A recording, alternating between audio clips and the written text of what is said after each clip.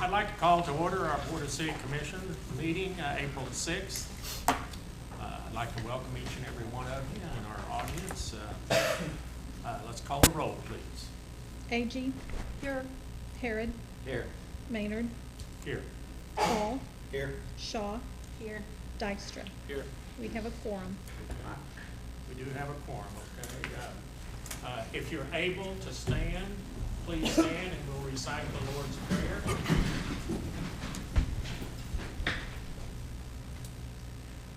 Our Father, who art in heaven, hallowed be thy name.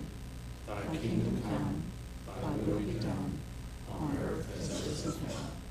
Give us this day our daily bread, and forgive us our trespasses, as we forgive those who trespass against us. And lead us not into temptation, but deliver us from evil. For thine is the kingdom, the power, and the glory forever. Amen. Michael, would you lead us in the flag salute, please, sir?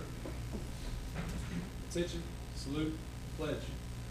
I pledge allegiance to the flag of the United States of America and to the republic for which it stands, one nation, under God, indivisible, with liberty and justice for all.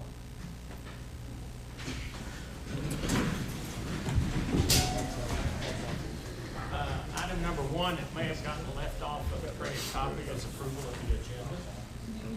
I move we approve the agenda and You don't do. we're gonna move item number 5 after the consent agenda. Okay.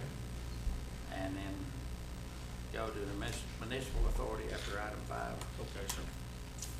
Have a motion, do I have a second? I'll second. Second by Commissioner Hall, let's vote.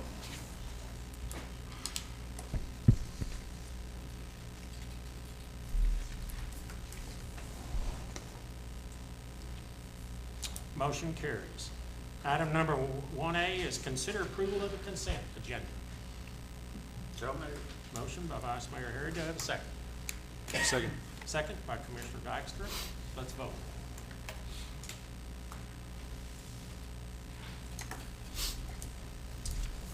Okay, I'm going to move to item number 5 for time restrictions. That may be our meeting time. And so we're honored this evening to have all these wonderful young people here. And Beth, would you come forward, please, and give us the opportunity to hear about these young people and share it with us.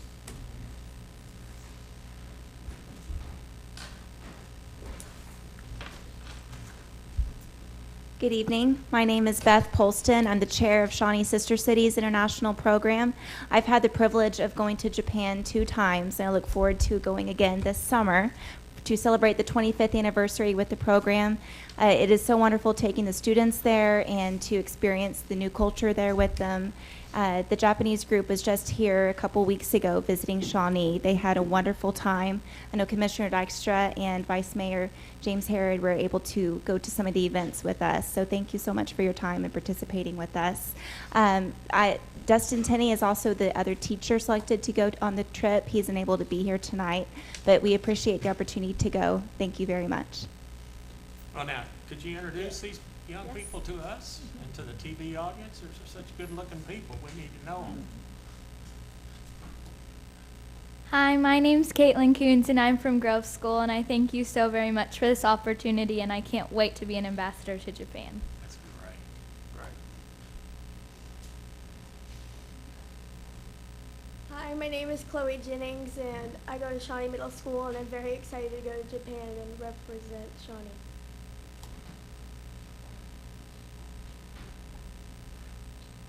Hey, I'm Nate Stevens, and I go to Shawnee Middle School, and I would like to thank you all for letting me go to Japan.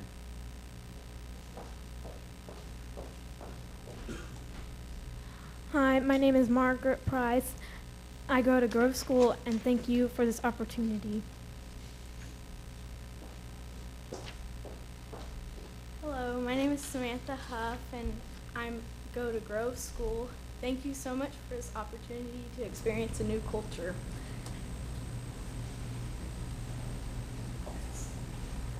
Hi, my name is Garrett Gallman. I go to Grove Public Schools, and I'd like to say thank you so much for this opportunity. I can't wait to experience the new culture. My name's is Keegan Carrera. I go to Grove. Come up to the microphone so that Hi, TV my can name is hear. Keegan Carrera. I go to Grove School, and thank you for this opportunity to experience Japanese culture.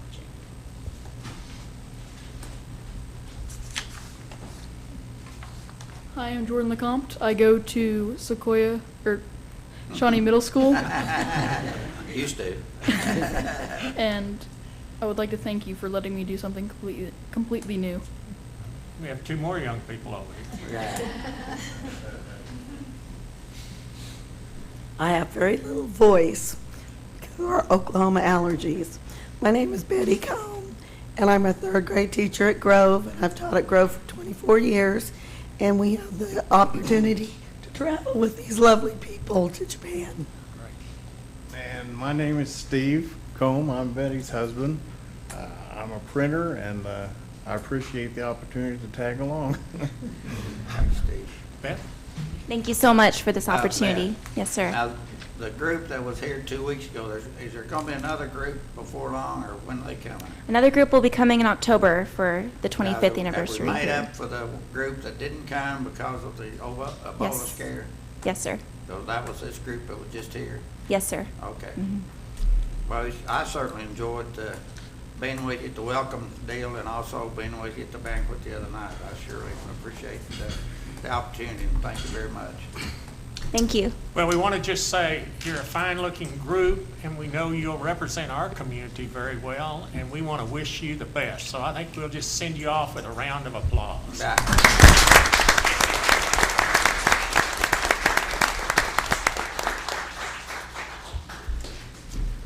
Okay, I'm going to skip on the agenda to item number 5. I've handled that. I'm going to switch to the Shawnee Municipal Authority. Okay, I'm going to recess the commission meeting, and I'm going to convene the Shawnee Municipal Authorities, and I will declare we do have a quorum, and I'm going to proceed to item number 5 on it, which is consider an executive session for discussion of potential claims, litigation, and other options regarding encroachment into the city's utility service area by other entities that's authorized. The Chair will entertain a motion in that matter. So moved. Have a motion? Is there a reason why we're not doing citizens' participation right now, or could we just go ahead No, and? I just was trying to speed it up, okay? and get Could we this go out. ahead and see if there's anyone that needed to say something, that would like to say something now before we go into? I think that's a good idea, so they don't have to wait. Well, that's Right, fine. for us I don't to have a do problem with this. that. Okay, so we had a motion. Okay, is there any citizens' participation? Is there anyone like to come forward and speak to us at this time? Okay. No one coming forward? Then, you sure? Okay. All right, then, now we'll move to item. Can we move to Shawnee Municipal Authority? That's a good suggestion, okay? And item number 5. move item number 5. Okay, now we had a motion. Oh, well. Who did the motion? I'll Keith second. did, and you want to second? No, Jane, Vice Mayor is going to second it. Okay, let's vote. Thank you.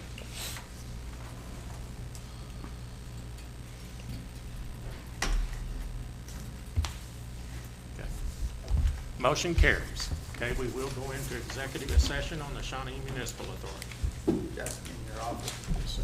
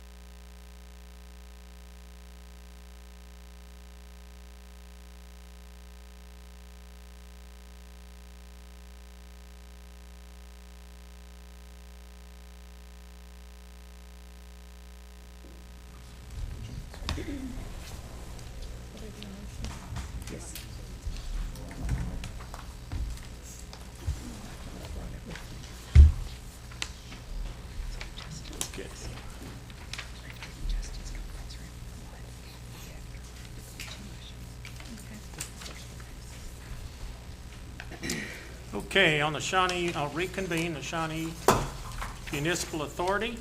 And item number 6 is consider matters discussed in executive session regarding potential claims, litigation, or other options regarding encroachment into the city's utility service area by other entities as authorized by 25 OS. Is there a motion in this matter?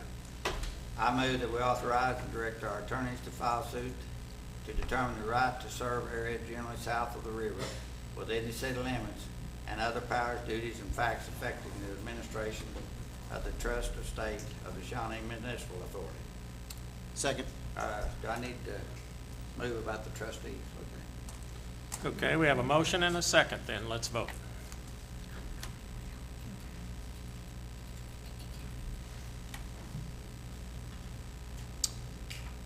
Motion carries.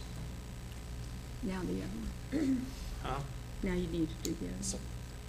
I move that trustee James Herod and trustee Keith Hall be authorized to represent the SMA in the lawsuit. Second. A motion and a second. Let's vote.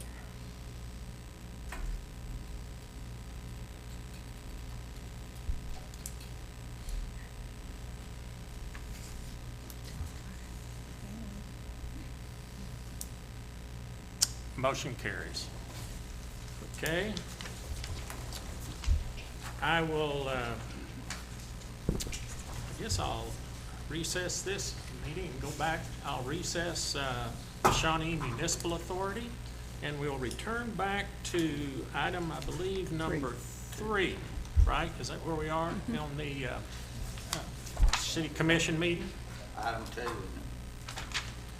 2. No, we did citizens participation. I know, but 2 is presentation, yes, your possibility.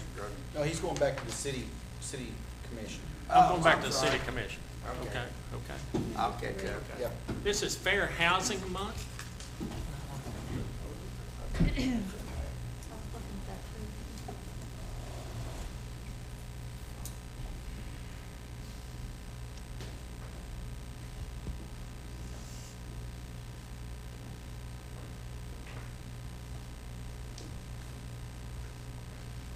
Mr.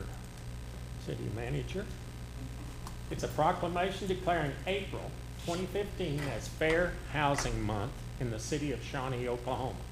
Pursuant to the authority granted to me as mayor of the city of Shawnee, I do hereby proclaim the month of April 2015 as Fair Housing Month and decree that all citizens affirm to follow the concepts, practices, and intent embodied by the laws of the United States of America, the state of Oklahoma, and the city of Shawnee. The city of Shawnee has adopted a fair housing ordinance and has designated the month of April as Fair Housing Month and encourages each citizen to implement the provisions of those acts. The City Commission has further designated the city clerk as the Fair Housing Activities Coordinator and requests that any person or group of persons planning activities promote fair housing to inform the Fair Housing Activities Coordinator of said activities. It is the desire of the City of Shawnee to recognize those persons or groups who best create an awareness of the need for fair housing practices and otherwise promotes fair housing practices. Now therefore I, Wes Maynard, by the virtue of authority vested in me as mayor of the city of Shawnee of Oklahoma, do hereby proclaim the month of April 2015 as Fair Housing Month in the city of Shawnee, Oklahoma, and urge all citizens to join us in recognizing fair housing and the importance it serves to our community. Mr. Erickson? Thank you, Mr. Mayor. Thank you, sir.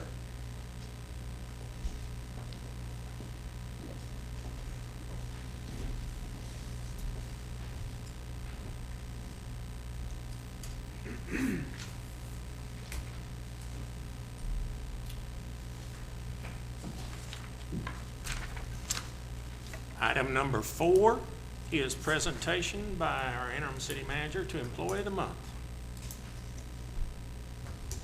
Thank you, Mr. Mayor. Is Mr. Watts here? Come on up, please, sir.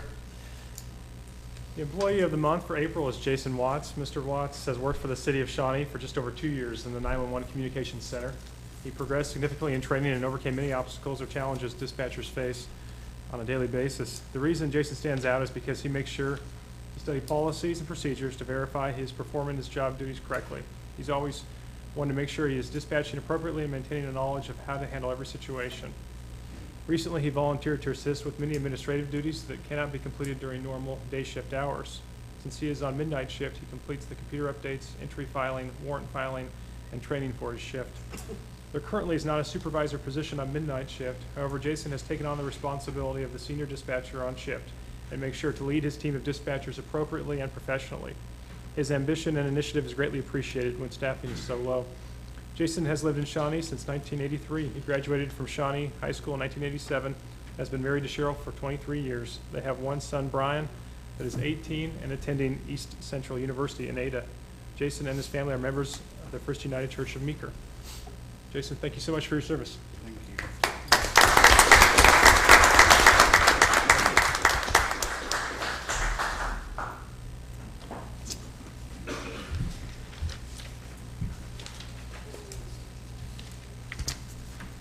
Item number 6, discussion concerning fire run fees, fire service area, mutual aid agreements, and fire service outside the city limits. Mr. Tisher, are you here? There he is. Sir. He and I go to the same barber.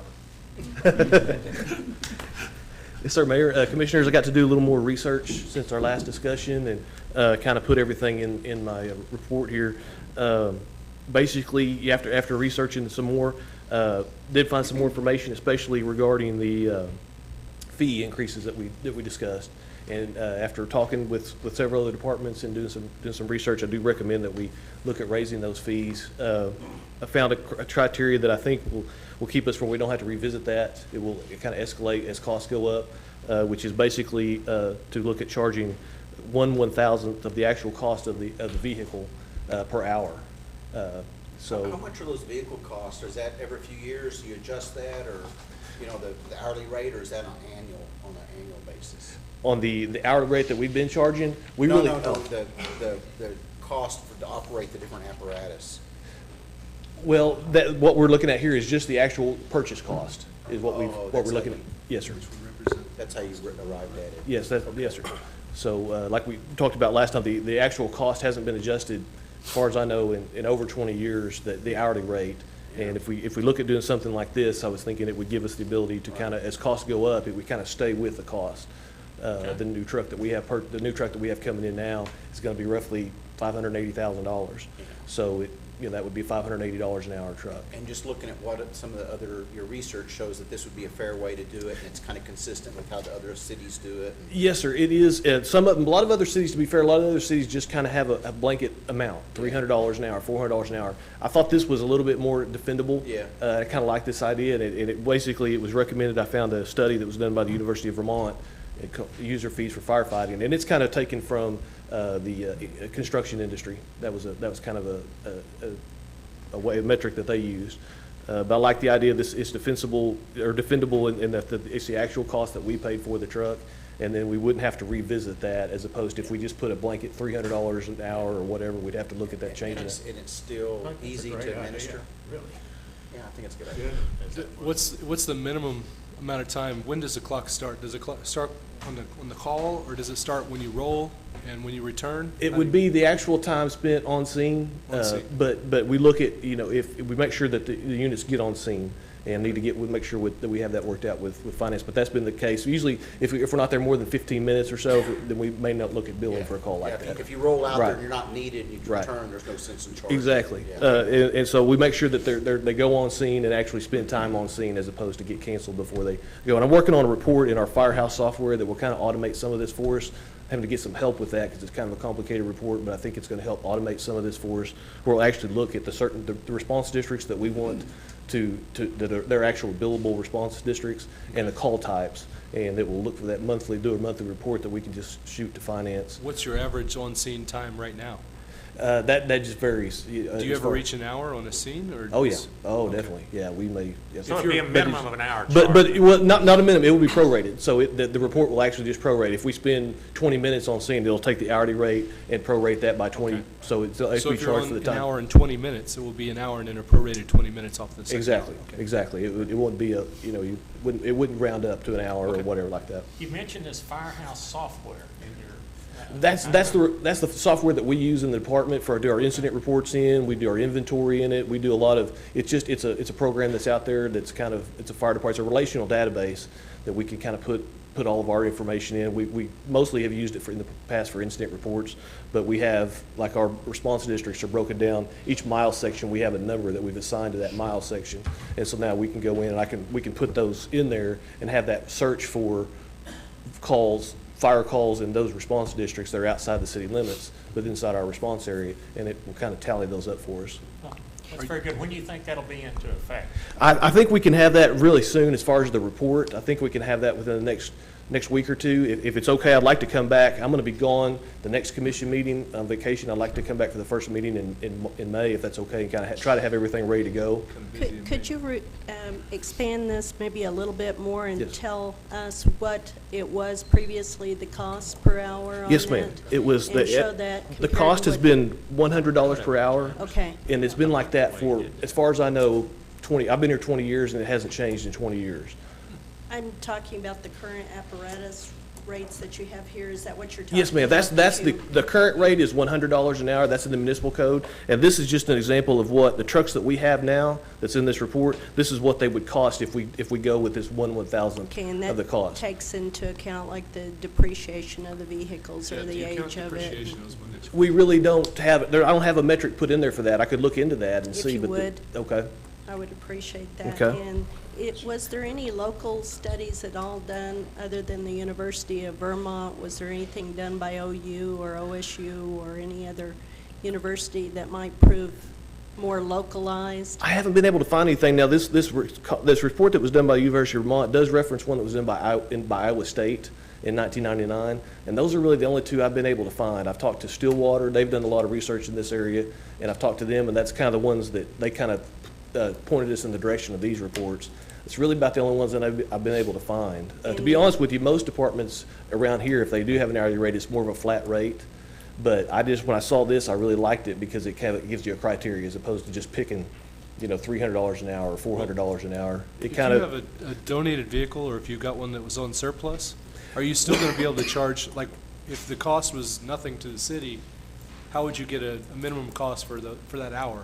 We really don't have any that are donated. Now, we do have some that have been purchased with county sales tax funds, but I look at that as, that's not, I still think we should probably charge. You still do cost of vehicle, like cost of ownership? Right, that's sales tax that was collected in Shawnee as well, so, to me, I feel like it's fair to go ahead and charge Well, for I just was that. wondering if there's going to be a minimum cost for, like, say, a vehicle don't we have a rig that's very old? We do. Well, the kind of the cost will, because the cost, we have one that's a 1989 pumper. That's the first one listed on here.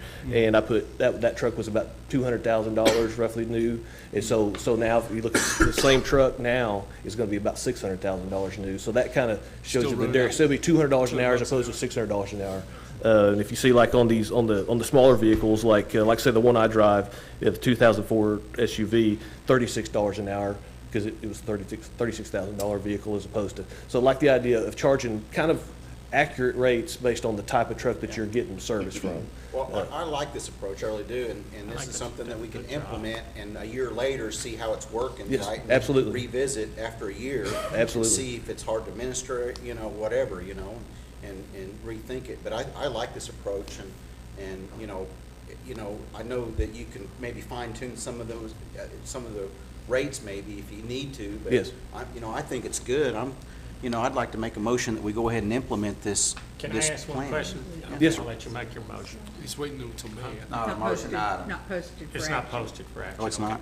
One quick question is, I know, and don't take this wrong, firemen are trained to fight fires and emergency situations, not to be billing clerks.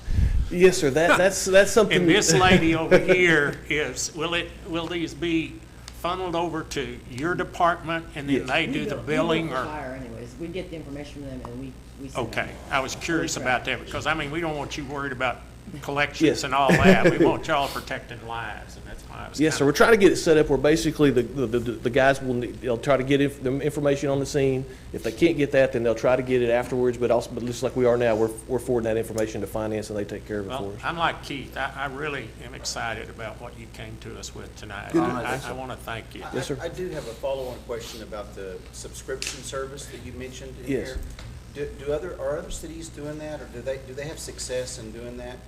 For people that live outside the city but still within your territory, your call territory? The most successful one that I know of is Stillwater, and I talked to them up there, and a lot of their success is based on the fact that they've been doing that. It's kind of been accepted practice in Payne County for about 40 years now. So it's kind of something that started a long time ago, and people it's something they just do. How much is the subscription do they charge, does Stillwater charge?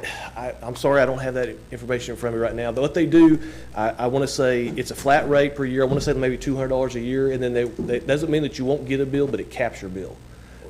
So Is that for like grass fires and things like that too? But yeah, any kind of fire call. So it would be something like if we go out, and my I can thought see would where be. that, if I lived outside city limits, I mean, that would be something, especially if I had a couple of grass fires the last Mhm. few years, that might be something. Of course, if we're not billing them now for, for the fire calls. Well, right Vice now, Mayor? $100 an hour, that's kind of what, Yeah. I think with the cost going up, I think there might be more incentive there for people to consider an option like that to avoid a very large bill. You might be able to kind of cap that bill as opposed to when it was $100 an hour, Yeah, you're not going to look at probably a very large bill probably, usually. James, do you have a question? Well, sir? yeah, just a couple, on this non-fire responses, it says we only made Yes, sir. 333 calls in 2014. That's 6%. Are you talking about out just anywhere, or is that, well, then you have the one down on I-40, you said it's 246 calls. Yes, sir. The first one is all non-fire calls outside the city limits but inside our response area. That's 333, or roughly 6% of our calls.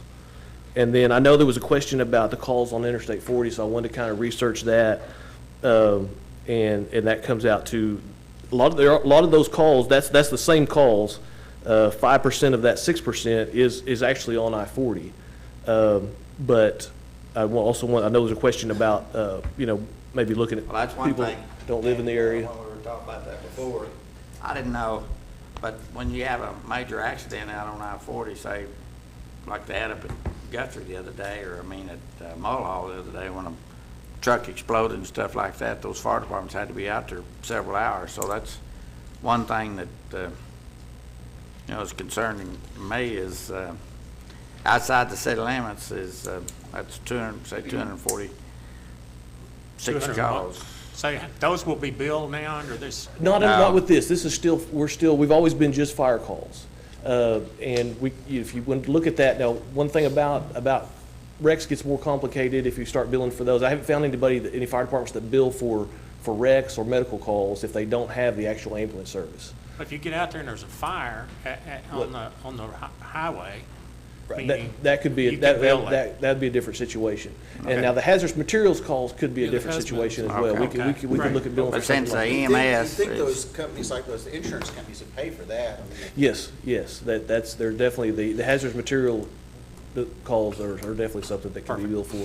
And I can check on that too and see if we need to make sure that the language is, since we're looking at changing language in the code, if that's in there so we could bill for the municipal. So if you have 2 units make a call, say for a fire call outside the city limits, will they be billed on each unit or what? Yes, sir. Yes, sir. It would be billed prorated for the time that each unit spends on for scene. 2 units, 3 units, or Yes, sir. fire chief or whatever? Yes, sir. Yes, sir. And we really haven't been doing that in the past either. It's really been mostly the bigger trucks, but to me, it was appropriate to look at, since we're going to do this 1/1000th of the cost of the truck, if we're going to do that, to look at billing for all vehicles. So that way you're not, like I said, like the vehicle I drive, you're not billing $100 an hour, you're billing 36, which seems appropriate to me. And might as well be billing for all of them. I have a question. Did you say some of the equipment is paid for by the county? That what we have is we get we have county sales tax. All the departments in the county receive a portion of the 1 penny sales tax that the county gets. It's about $40,000 to $45,000 a year right now. And so we do have at least one truck right now that was purchased, the 2008 truck that was purchased using those funds. I'm just curious if somebody lives outside the city limits, but within your service call area, and they're in Pottawatomie County, and they pay that county tax, should they have to pay for that equipment if they live within the county? I mean, It's a sales tax, it's not a property tax. I know.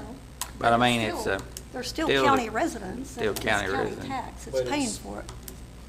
I think several years ago, I remember back in maybe in the 90s when they had a rural fundraiser to raise money for a rural truck or a small brush truck.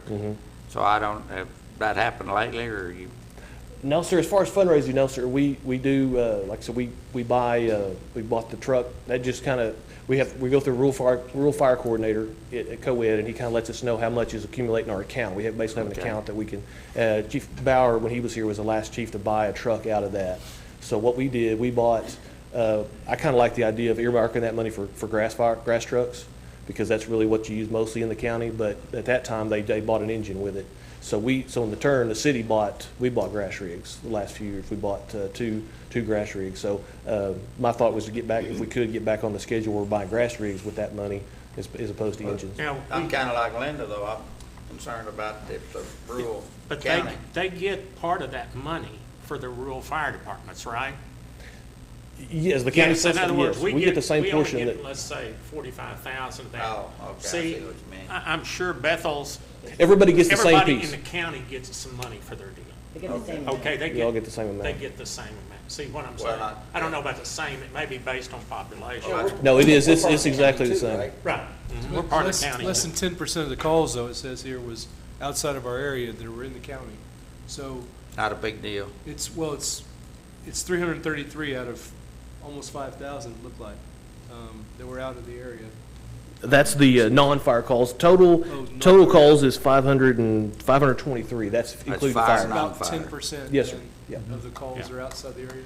Yeah, it just seems like that it's kind of strange that the city would charge the county residents outside the city limits for equipment that the city didn't pay for, that's all. Just, And that's, I would be happy to adjust that however, No, I'm not however saying you we would should do prefer that. to I do just that, but kinda, it just, But they get money and they don't give it to us, you know what I I'm see what saying? my thought So, is- in other words, they're getting their fair share. I see what you're saying, but we're also county residents also, Right. right, in the city limits, so you're not getting charged like they are. What do you mean we're not getting charged like we are? Well, you Our pay. taxes. For the fire. You're not paying that hourly rate. If you have a fire call and you're in the city limits, you don't have to pay that But hourly that, rate. but that county tax comes from inside the city limits Yes, but you too. don't have to pay that hourly rate.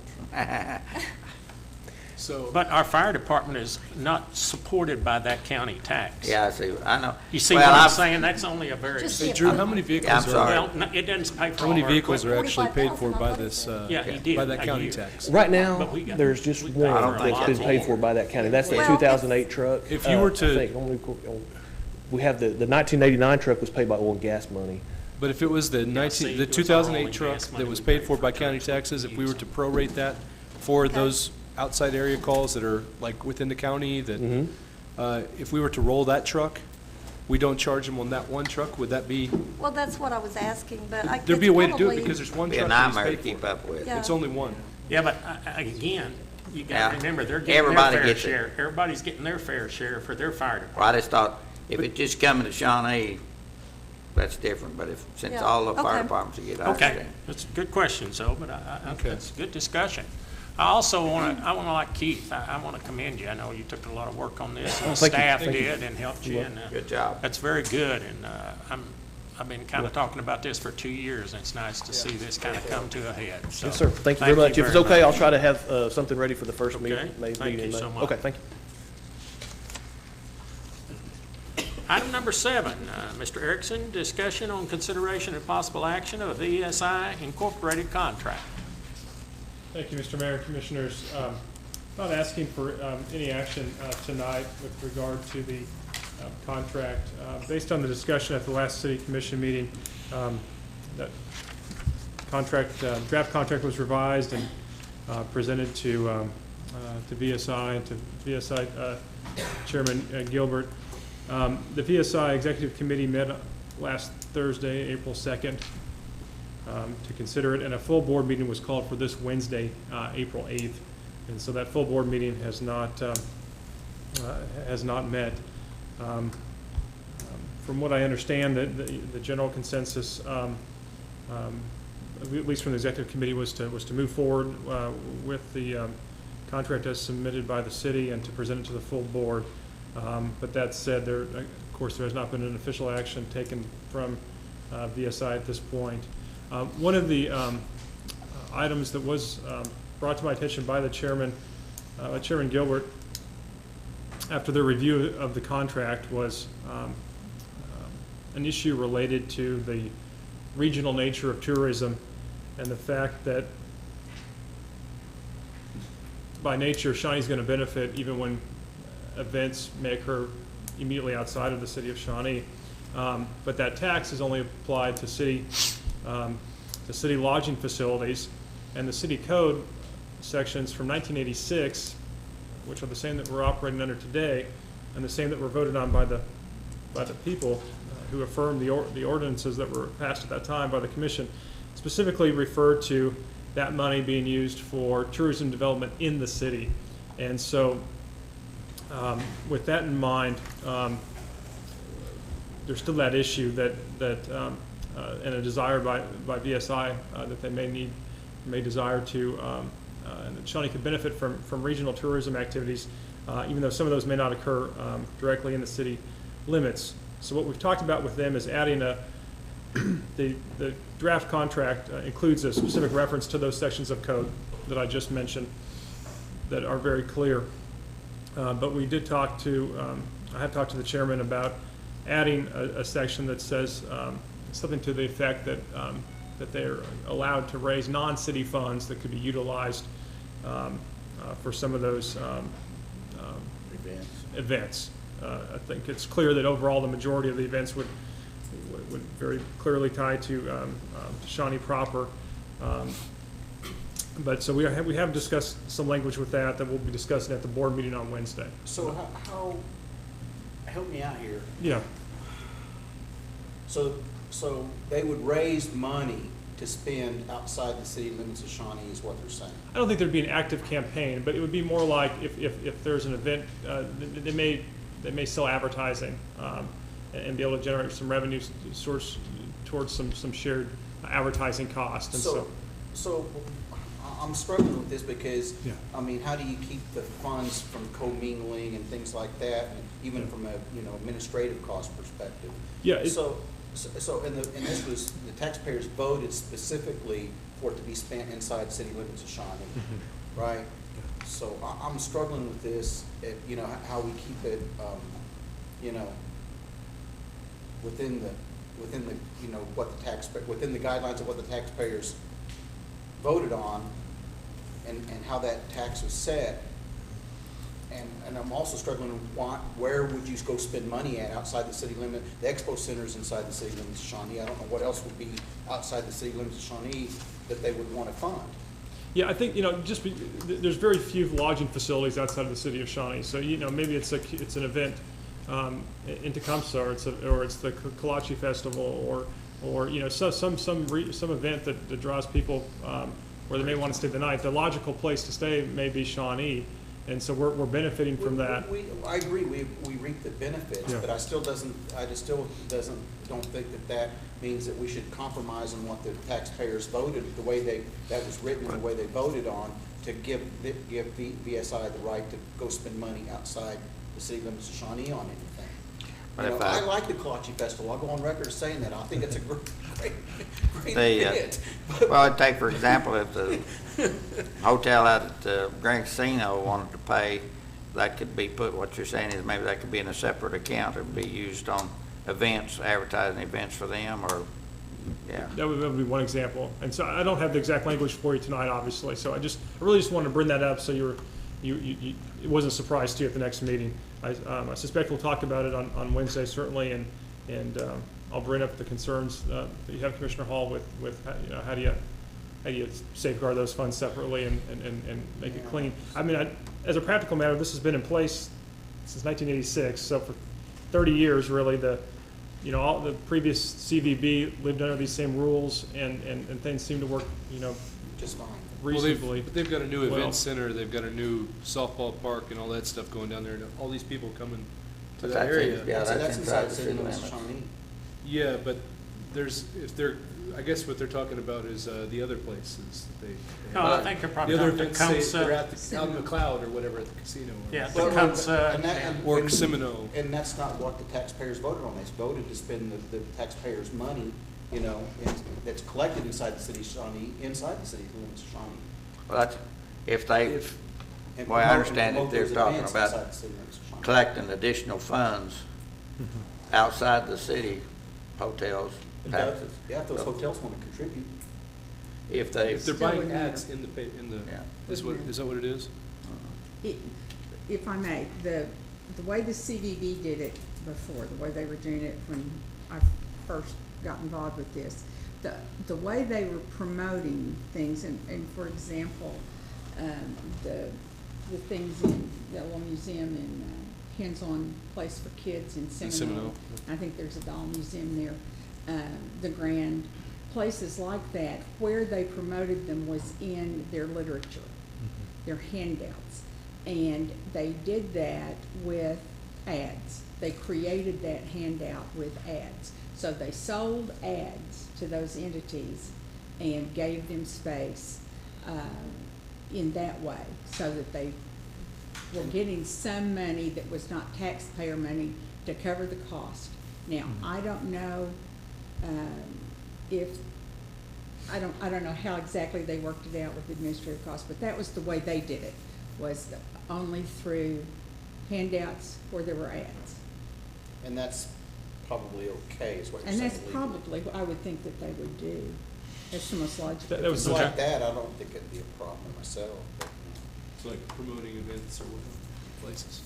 Okay, any Cindy, more from the financial area, do you see that as a problem, that kind of? If they sell the ads, no, not at all. And what about the maintenance of a kind of a You mean administration costs? intricate accounting process like that of separating the tax? No, because they would have a revenue line that would say ad sales or whatever, and, they're producing, Okay. it's just gonna be a revenue, and you obviously. So it's you just could- really an easy, It's an easy easy, fix. and the administration cost, It's it's really immaterial. not, it's immaterial. Okay. It's just, they would separate it, they get X amount of dollars from us, and then they would have, like, Right. ad sales or whatever else they did to raise money. So they're not talking about collecting money to promote an event outside of Shawnee, outside of advertising, like, Just advertising. Just advertising. Yeah, I mean, That's how the as much as I CVB like the did it. Kolache Festival, Kolache Festival, I still think it'd be kind of strange for Visit Shawnee Incorporated to be really, putting out billboards and everything. I think the ads and the flyers and things, the Visit Shawnee is fine for all the surrounding areas, but just. I have to kind of disagree with you on this, because I think we need to start thinking out of the box on a number of actions that the city of Shawnee does. And this is one of them, fixing the accounting process to allow events outside of Shawnee to be done for promotional opportunities or expansion of tourism here in Shawnee is things that I think that we need to think about. So my opinion of what VSI wants in there is I think they should be allowed to do that. If that's the case, I think it needs to be very, very separate, as far as the bookkeeping and the auditing. They'd have that to give sort us of a thing. complete accounting of what they Yeah. spent our money on. Yeah. Exactly. Okay. Which, by the way, is dropping drastically on the motel tax. tax income, yeah. Well, we were fortunate, with the pipeline going through here, and they were running about 95% occupancy. And those people, we were also reaping the benefit out at the expo. Well, on the RV park, Campers, yeah. RVs, The construction workers Yeah. building the pool and Yeah. all those. But I think places. the average hotel occupancy rate here is like 60%. 65%. Wow, that's down considerably, isn't it? And Man, it's bless their noticeable. hearts. Well, the people that come to Kolache Fest can come and stay at our hotel. Okay, all right, I'm gonna move on then. We'll bring you up to speed after our meeting on Wednesday. Number 8 is consider bids and requests for qualifications and proposals for the Boy Scout restroom project. Mr. Bryce, what year? He's ready. He's ready. His wife's back home. He's straightened up now. Mayor and Commissioners, as you know, we solicited bids to build a new restroom facility over at Boy Scout Park to go along with the splash pad. And we designed one that was close to what we had in there as an effort to stay under budget. Since that time, we've kind of revisited, instead of just having one water closet for the men's and one water closet for the ladies, we've kind of toyed with putting 2 in each restroom, which would help accommodate the load for the splash pad. So what staff would like to do is to reject the bids and go ahead and go back out for bid on a slightly larger restroom. The bids for this restroom come in at $79,000, and I had budgeted $100,000 for the restroom. So we do have a little more room there. And one of the other reasons for rebidding this is if we did do a change order, the change order could only be for about 15% of the cost. And I'm afraid that we would run over that some. So, Move reject the bid and re-advertise. I just have a question, though. I mean, I agree. Will this delay the splash pad? it will not delay the splash pad. Okay. And question. even if we was to go ahead and award the restrooms for the project, it's still going to be a little time before we can put those in with everything that's going on with Health Week, and then we have the car show, and it just. Is it on the same site as the old one? It'll be right in there in the same area where the old restroom is. So we'll use the old one while the splash pad Yes. opens up in May? Yes.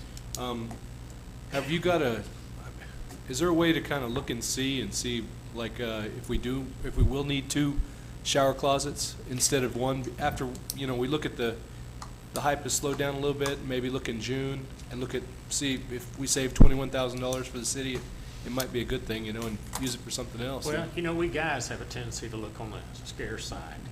Well, I mean, I being asked Mr. short-sighted, Price. but I'm telling you, the ladies, bless their hearts, you go there and I'm just saying, it's a splash pad, not a pool. Yeah, but it's a huge I event. drive by that park frequently, right? I go that way home a lot. And there is people out there all the time. That's probably one of the most used parks. Yeah, play in the tennis, city. play basketball. I know it's a great And park. so- It's and just- so Probably one of the most used We're parks in the talking city. about like the showers, though. These are showers. No. These are These are toilets. just- These are just Come on. toilets. Okay, when you said shower closet. A water closet. Water closet. Okay. Okay, I was, No problem. sorry, I was thinking like they're gonna No, be no. taking a shower and. No shower. James, will these be That's what the ADA? splash Yes. pad's for. Thank you. Okay, I have a motion. Do I have a second? Did I? Yes. We have a second by Commissioner Shaw. Okay, let's vote. Good question. Yeah. Build the showers in the park. Very understandable. We had to take showers where we could go in the pool. As a kid. Yeah. Okay, motion carries. Okay, any new business? No, sir. Administrative reports, including but not limited to storm shelter rebates. Got 2 for you this evening. Don, we'll get us started. Good evening, Mayor and Commissioners. Don Lynch, Emergency Management Director. Have at your seats this evening a brief update for you on our Safe Room / Storm Shelter Rebate Grant Program. If you'll remember, the American Red Cross gave us a grant for $520,000 to allow us to work this program. Our max grant to individuals who participate in the program would be $2,500 per person. It's based upon 75% of the cost of installing the storm shelter or safe room, up to $2,500 per person. So if you take the $520,000 divided by $2,500, that allows us to do at a minimum 208 particular individual storm shelters or safe rooms. We received 1,100 applications for that. We put those in a numerical order and asked the computer to give us a random number generator. and we have made 204 awards already. We're holding 4 slots out of that just in case, as we went through that process, we looked and asked people to indicate whether their home had been damaged or destroyed in the May 2013 tornadoes. And so there were some perhaps that, and in fact we did have 2 cases where people did not make that indication but came in later and said, oh yes, my home was damaged, and they were in the area, they were in the path where the tornado did go, and we were able to verify that. So we're holding 4 additional slots for someone that we might have missed through that phase 1 or phase 2 process, just in case, till we get to the end of the program. And then we'll go ahead and award those if we don't have any other cases that come in like that. Also, we've had a few people who didn't get the full max grant award. So we asked for more than 208 numbers when the computer gave us the list of random number generators. So we have essentially a waiting list. And so as money becomes available, we're going down that waiting list and offering those to the next person in line for that grant. So far we have received 68 notices back from people and given them a notice to proceed with that. We have done 32 inspections of those 68 and processed those for payment. We have 2 inspections as of this afternoon that were pending, and we've processed 27 claims and paid those prior to April 1st. So we still have a few that are in the process of being paid out of the inspections that have been done.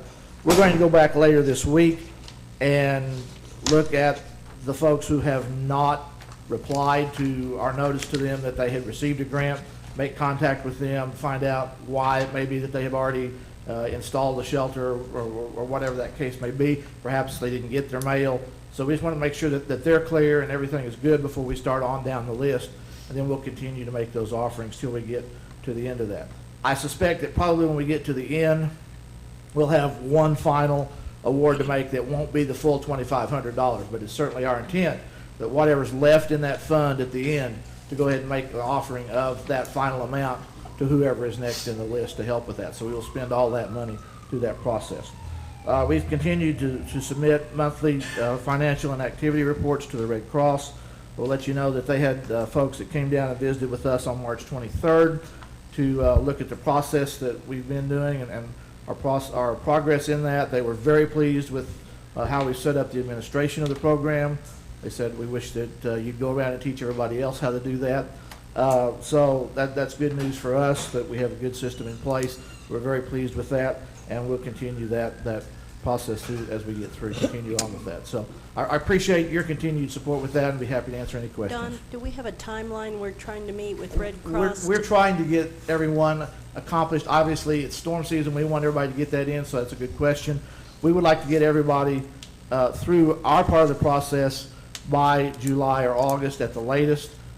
We have on the grant through the end of September. So that if we can get that wrapped up by the end of our fiscal year, then that gives us a little time to finish up the whatever paperwork is needed with the Red Cross. So. Has Red Cross made any indication on whether there's going to be any awards in 2016? We've had no indication of that yet, so we'll hope and continue to look for those avenues wherever we can find them for those. I think it's an excellent program if we can continue. So if folks have already bought recently Correct. bought one, it's just too bad they don't get a refund or any kind of a. If anybody received an award from us but had already installed a shelter, if they installed the shelter after May 1st when we started the program with the Red Cross, they are eligible to receive that. Unfortunately, the grant rules won't allow us to go back before May 1st to refund anybody beyond that. So they're unfortunately That's just May out. 1st, But May 1st 2014. of 2014, anybody who has installed one since then is eligible if they get the grant award. So Don, you mentioned that one of the what you're looking for is people that had prior damage, tornado damage. Right. So does that mean that all these 204 whatever are on the Twin Lakes, west side of town? No. Good question. We have a good representation across the county, cities, north, south, east, west, rural, urban, all across. So the first, we had 3 phases to that, Commissioner. The first phase were those people whose homes were destroyed. The second phase were those people whose homes were damaged by the storm, and then the third phase was everybody else in the county. But this is not just in the city limits of Not Shawnee? just in the city limits of Shawnee, this Oh, is you're a talking about the countywide whole program. county?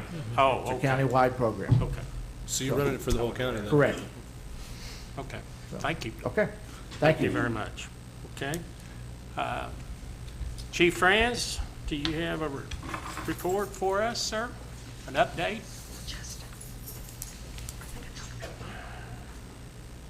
Good evening, Mayor and Commissioners. Just to let you know how we're doing on some of the projects. I'm very pleased the dispatch project is moving along quite well.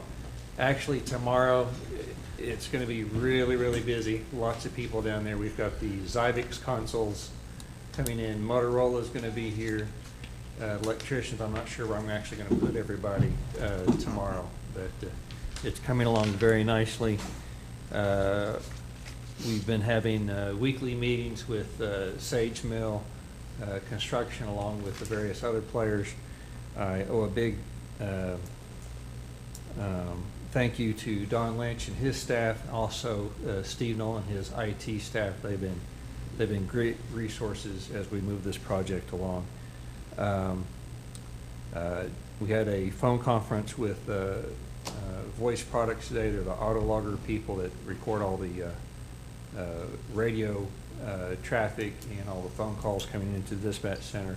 Their piece of the puzzle should be coming in the second week of May, and we're hoping, if everything goes smoothly, that we could probably be operational either the second or third week of May at this point. So it's progressing really, really nicely. On another note, the Range Tower project, which has kind of been a piecemeal project, has also been moving along, and I think that project will be done probably in about 2, possibly 3 weeks. So, been very, very pleased. But once again, I'd really like to extend a great big thank you to the city staff. They've been most helpful moving these projects along. So any questions at this point? The pictures that you put out today, or yesterday, was it the bicycle course that your department was going to? Yes, I'm looking to expand the bicycle program. I've still got more officers that want to be part of the program, just don't have the resources or equipment. I've already spent the budget money this year for it. I throw a little money at it a little bit every year. A lot of officers are getting enthused and excited about it. I think the public really likes that interaction with the officers on the bicycle. I know the different festivals and activities like that type of thing. We have put in a grant with the Avitas Foundation for some equipment on that, so I'm hoping to hear, I'm not sure when the grant cycle closes out on this, but we have submitted a letter for that, and I've also put back some money in next year's capital budget, trying to continue to expand that program. So I think it's good for the community. I think it's good for the officers. They get a little exercise. The community likes it. I think it's good with the kids. It's cheaper than a squad car, too. Yes, pedal power is a little cheaper than putting gas in. Thank you, sir. Thank you, sir. Thank you for the update. Mr. Mayor. Yes, sir. Just had one thing under new business that I wasn't sure if to bring up here or if commissioners would bring up under commissioners' comments, but probably best to bring up under new business. Of course, as you all know, Commissioner Vogel has resigned effective today at noon, and I know that Mary Ann has sent out the details of the code requirements for a replacement, but I just wanted to mention that. I didn't know if there were questions regarding that process. If it's something you wanted to discuss now, or perhaps... We'll get to commissioners' comments. Okay. We'll do that, okay. Anything else, sir? No, sir. Okay. Item number 11 is commissioners' comments, and let me just kind of start it off. If I read things kind of funny sometimes. But we have two options. One is to call a special election. You walk me through this, or we can appoint someone in Ward 1 to that. Am I explaining that correctly?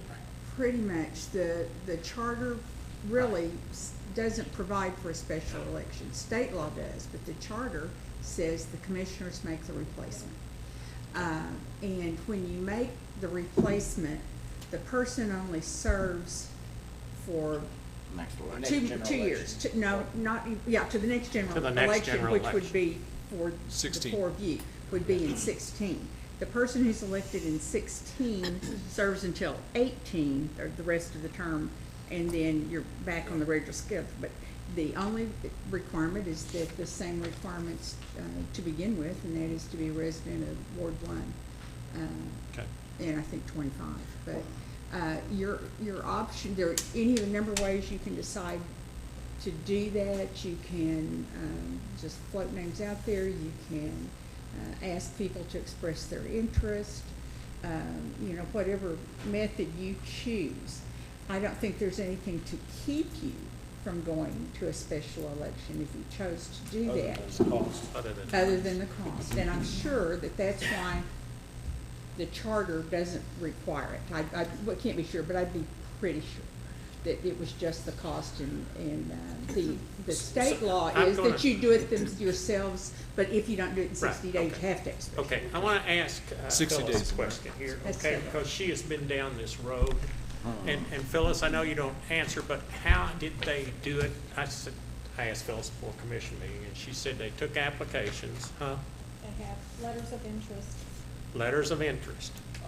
Okay. I can tell you how to do it, because I went and applied for a vacancy, and I came down, I got interviewed, and I got denied. That was the one I'm talking about. I wasn't selected, my own neighbor, Chuck. But anyway, Okay. but before we got into discussion, I really wanted to take just a minute to say thanks to Gary. Oh, yeah. I mean, he's, you know, he did a tremendous job while he was here, and we really appreciate, you know, what he's done, and just wish him the best, and you know, I wanted to get that out there. He's got some major health issues. Matter of fact, I played golf with Gary in the last 6 months, and his buddies and I have told him to get rid of his golf clubs so he's not tempted. His back is so bad. He's got some other health issues. He's really, we need to keep him in our prayers Yeah. for his Thoughts health. and prayers go I'm out to telling Gary you, for and his his family. health issues, because he's, So the vacancy does not have to be publicly announced, right, as far as in the No. newspaper or No. anything like that? No. Okay. So I mean, how, you can do that, obviously, if you want to. It's gonna be out in the take paper, It's right? publicly It's gonna be in the announced. paper. Don't tell anybody. If you wanted to run a special announcement, certainly you can do that. You can post it on the website, whatever would- way you want to get the word out. I'm just wondering, how would people know what the deadline might be to apply before we actually meet to interview and make a decision? She said we have 60 days by state law, Now, but we have unlimited days under the charter. under charter, okay. Cindy, how much does it cost to run a special election? That'd be a Phyllis question. Phyllis, would you know? It's about 10 to 12,000. 10 to 12,000? I think we can just come up with somebody, all of us come in and get some interview and figure out something during this time, because, I like your thought there, Mayor, but, you know, to me, it'd be, I know the cost is a cost, but a special election to me would certainly put it out there that we got fair and. Well, if we have a special election, there may be one or two other issues that Yeah. we might need to think about Able putting commission. forth to the voters. y'all need to think hard about I'm that. against the special election. Y'all I think hard about In the past, that. we've set precedent, we've appointed, it's worked out well in the past. This has happened before, it's worked. There's no reason to think it wouldn't work now. Well, you weren't picked last time. Just saying. It worked. But you got elected, so obviously, you know. But it was years later. Well, But- and I would disagree with you. Just saying the public- Respectfully disagree with And, you. and that's your, have that right. Commissioner Hall, because I don't think that was given fair or equal treatment, what was done with the position that was previously held by this individual in Ward 5. So I don't agree with What did that. you say? Say that again about Ward 5. I missed I it. said I don't believe it was given fair and equal treatment in regard to the appointment process of retaining this individual that had previously held this appointment here in Ward 5. And that was found out in the court when it came to that. I don't want to I stop. think you're confused. I don't think that had anything to do with the appointment process. Well, it was extended when it was known that the individual. Was it his address? It was, all right, Okay, sorry. whatever we need to do in regard to this, I agree. Well, I'd with- be, for one, be opposed to special election. I don't think we need to spend $12,000 if we had some item that we actually wanted to propose to be, if we had some item up that we needed the public to vote on. Well, yeah, that's what I was thinking. If there was But, another issue, like- then we might consider a special But election. I don't know of any right now. If not, then a special election That's just the county. for For that that. might be a little excessive. Right. yeah. That's a county election. Okay, let's do this. Well, let me ask- Who should we get to send out, and maybe we should consider putting an ad in the two papers? Well, if it takes us action of this commission to request those, then we would have to wait till the next, This is a new business item you can add. oh, okay. Well, I'd move then we advertise for candidates that want to apply, that live in that Ward 1. Excuse me, Mayor, I believe Yes, we ma'am. may be out of order here. We're already in commissioner comments. Yeah, I'm on versus commissioner comments, but you new can, business. yeah, she's telling us we can vote. You may It's be not- in it, but you can get back in it. It's just a new business. Just go back to item. that item, or make an item. I don't know, we need to act on it, and whatever's gonna be done, and we need to come up with a format of what we're gonna say. Do we need a plan for action, though? Don't we usually kind of, Well, that's what I'm saying, we have applications already, like for the planning commission, all the commissions and so forth, so we could use those applications to. We don't have a lot. Well, I'm saying we have blank forms. I'm talking about Oh, the we blank got form. form, okay, yeah. We I got have the blank form. forms that we could use for applications for the candidates. And I'd move that we use that application and give people, 30 days to, I don't think we Respond. need to go, I think that we need to have a new commissioner in 30 days. We got, 2 weeks, 3 weeks, then, well, you got the next commission meeting and you could, the one after that, we can do interviews. right, The one after that, not the next one, but the first meeting in May, May, do interviews and. selection. And select. we'll do that here at the commission meeting? Yeah, open meeting. Is that form available online so the individuals Yeah, can participate? that in form it? is, I don't know about online, but I Yes, it know is. I have it. Is it on? It's online. Okay, because I. Under I see committees or people government or applying for- Okay. for wanting to. Okay, okay, I'll move on then to the next subject, right? Well, We- Well, I've You've got a motion. but let's- Okay, we have a motion. Yeah, but you don't really have a specific timeline there for. Well, when is let's look at a calendar right quick and get a The 20th is the specific. next meeting, right? I don't know. 20th is your next meeting. I think you're gonna have to make it the last meeting in May, huh? I think you can do the first meeting. First meeting in May? That's May the 4th. Today's Which would- the 6th, we can say that applications due, all applications due by April 30th, and then interviews on May 4th. on May 4th. All right, Would you do that with the idea of also seating the commissioner May 4th? May 4th. Seating them, or then? You're gonna vote Yeah. and choose and swear them in? Got Because the that's what I'm judge. asking. Yeah. That's why we've done it before. Okay. Ain't it, Phyllis? Yeah, you've done that before, and you've also delayed it a week before. Okay. It's, But you can do the interviews on the 4th and then turn around and do the, Swear them in on the 18th. on the 18th. Vote on the 18th. Board? It doesn't matter to me. I think we could do the interviews and vote. That's what they did when I came down, they voted the same night. But did they swear him in the same night, I guess is the question. May the 4th. I No, believe they. you swear them in the next meeting. The next meeting, right? Yeah, I think. Yeah, the that- Because the 18th. business is already going Yeah, I on. think that'd be. Yeah.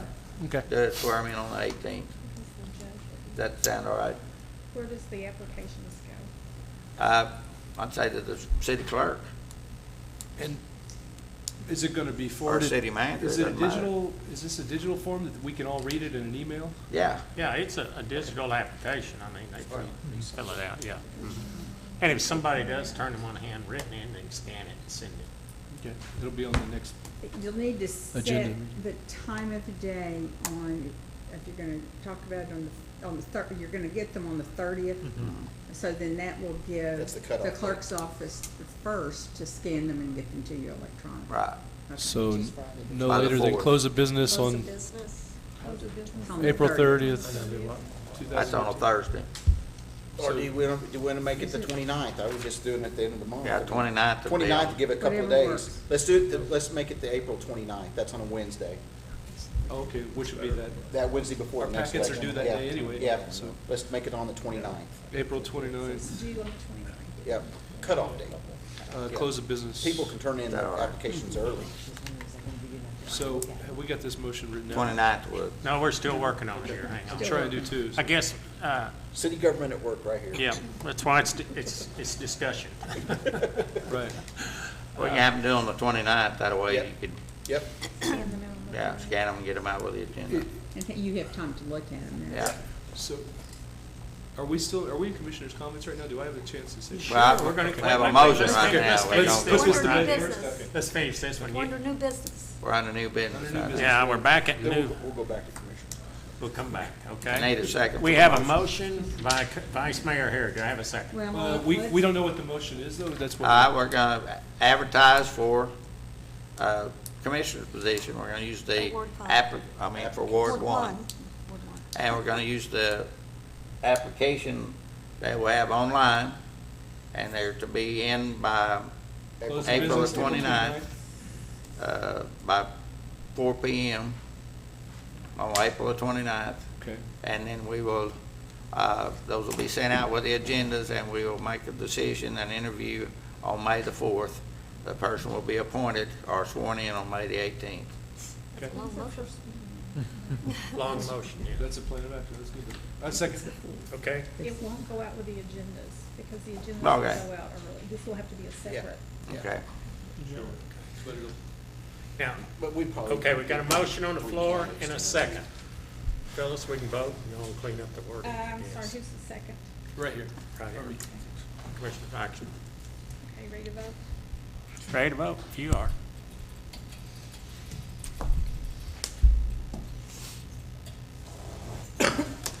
Motion carries. Okay. Now, I'm going to go back to commissioner comments, okay? Okay. Now, anybody? I just wanted to ask, where are we in the search for the city manager position? I haven't heard any traffic or anything, I just was kind of wanting. That neither. The closing date is April 10th. Okay.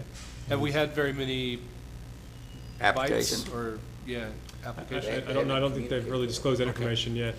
But Okay.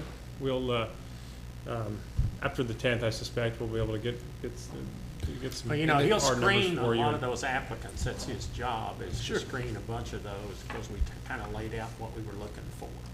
So let's say he got 100, he may narrow it down to 20 or whatever that is. Yeah, he's supposed to Yeah. scrub them, but I was just wondering if we had any Haven't sort heard of a, We can probably provide you kind of a tentative schedule going forward, probably on concurrent with the April 20th meeting.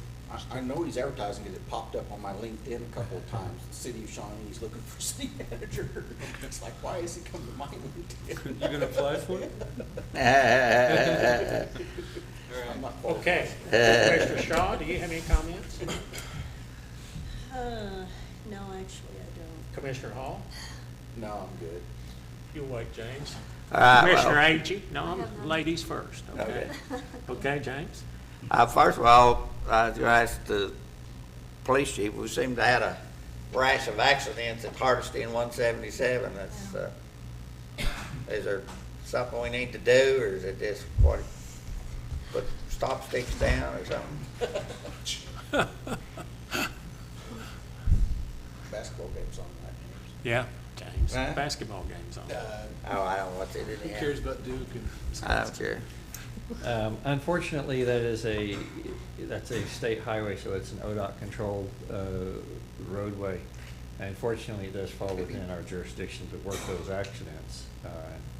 And unfortunately, we've had two really bad accidents there in a short period of time, one a fatality, another a critical type accident. Both of those accidents this time, the investigation we're still looking into the fatality accident. But it looks like there's probably a good possibility that both were rear-end collisions where the one vehicle stopped them and the Both second sides. vehicle just. On Hardesty Road? Yes, sir. The, I would suggest that they stop the traffic and divert them off of Farrell, but when people get off, they don't know where to go. If they're not from Shawnee or from over this area, there's no direction to go to, to Beard and then turn back, and they don't know where to turn back when they get on Gordon Cooper or Beard, whatever you want to call it. So that's really, I was coming in from Seminole and they had it blocked off at the stoplight. Well, I knew where to go, but a lot of people were turning on dirt roads the wrong direction, have to turn around and come back and stuff like that. So they're, but I guess maybe that's a county or somebody needs to give a little more direction or something. Is there a way to put, I don't know, do you think that they're just coming over the river and it just surprising them, or is there a lot of traffic accidents there? Well, I mean, there's several stoplights along 177 starting at Benson Park and going all the way up to 45th. Unfortunately, they're far enough apart that people tend to get back up to speed 80 miles an hour. Right. Or better, so. Okay. Yeah, I just, I mean, if the sheriff or highway patrol, somebody, I mean, if they need to take, to me, they need to take that into consideration, maybe some directions or something. I did talk to some staff, Oklahoma Highway Safety Office, last week on it, so, and that actually falls within one of the safety corridors, so they may be more open to looking at some alternatives for that stretch of road. All right, thank you. The other thing is that Michael and Commissioner Dykstra and I went to the Sister Cities deal, and I've really enjoyed that. I reflected back on when I went on the 10th anniversary trip, and I surely did enjoy that. So, as in 2000. So, yeah, that's something else I guess I'd like to comment on that. Yeah, as you guys know, I speak Japanese, and also I'm kind of representing the city. I'd like to go with the group of people that go to Nikaho this next year, if it's possible. Just I've got an interest in in going there and representing the city. Well, translate this last time. I think it'd be a good time to go for a representatives commission to go, because it's the 25th anniversary. Right. And I went on the 10th and I spoke to the Nikaho, and I couldn't do it in Japanese. I was talking to the city, kind of like the city council. And then I went to a regional meeting, which is, their government's different, but I went to a regional meeting, spoke there, so it was really, really interesting. Does it require commission action to let him go? It's already paid for anyway, except you have to pay for your wife, right? But my wife's not going. She's got kids. We got kids. I don't know if it's going to I don't take a know what budget item or not. No, we can't vote on tonight. But Can't vote on it tonight anyway. No, I'll volunteer to babysit your kids if you're anywhere. Seriously, I'm serious. They're going to be in Japan. They spend the summer in Japan. Oh, well, good. Okay, but y'all just tell us about that if we need to put it on the agenda next time. Well, I think it'd be a worthwhile trip. I think that one of the commissioners needs to be there on the 25th anniversary. Great. Okay, we've got another executive session, and again. Go ahead and finish municipal authority. Well, can we do that? Let's just finish there. Well, no, the problem we've got on here is you got Keenan on here who'll talk for an hour and a half. Yeah. And then you have Steve on here, and that's probably going to be a long discussion. It doesn't make me any difference. Let's go ahead and go through it, okay? I will recess then our city commission meeting again, and I'll call to order the airport authority. And I will declare we have a quorum. And item number 1 is consider approval of the consent agenda. So moved. The Vice Mayor. Second. Second by Commissioner Shaw. Let's vote. Well, Shaw. I'm sorry. Dykstra. I'm sorry.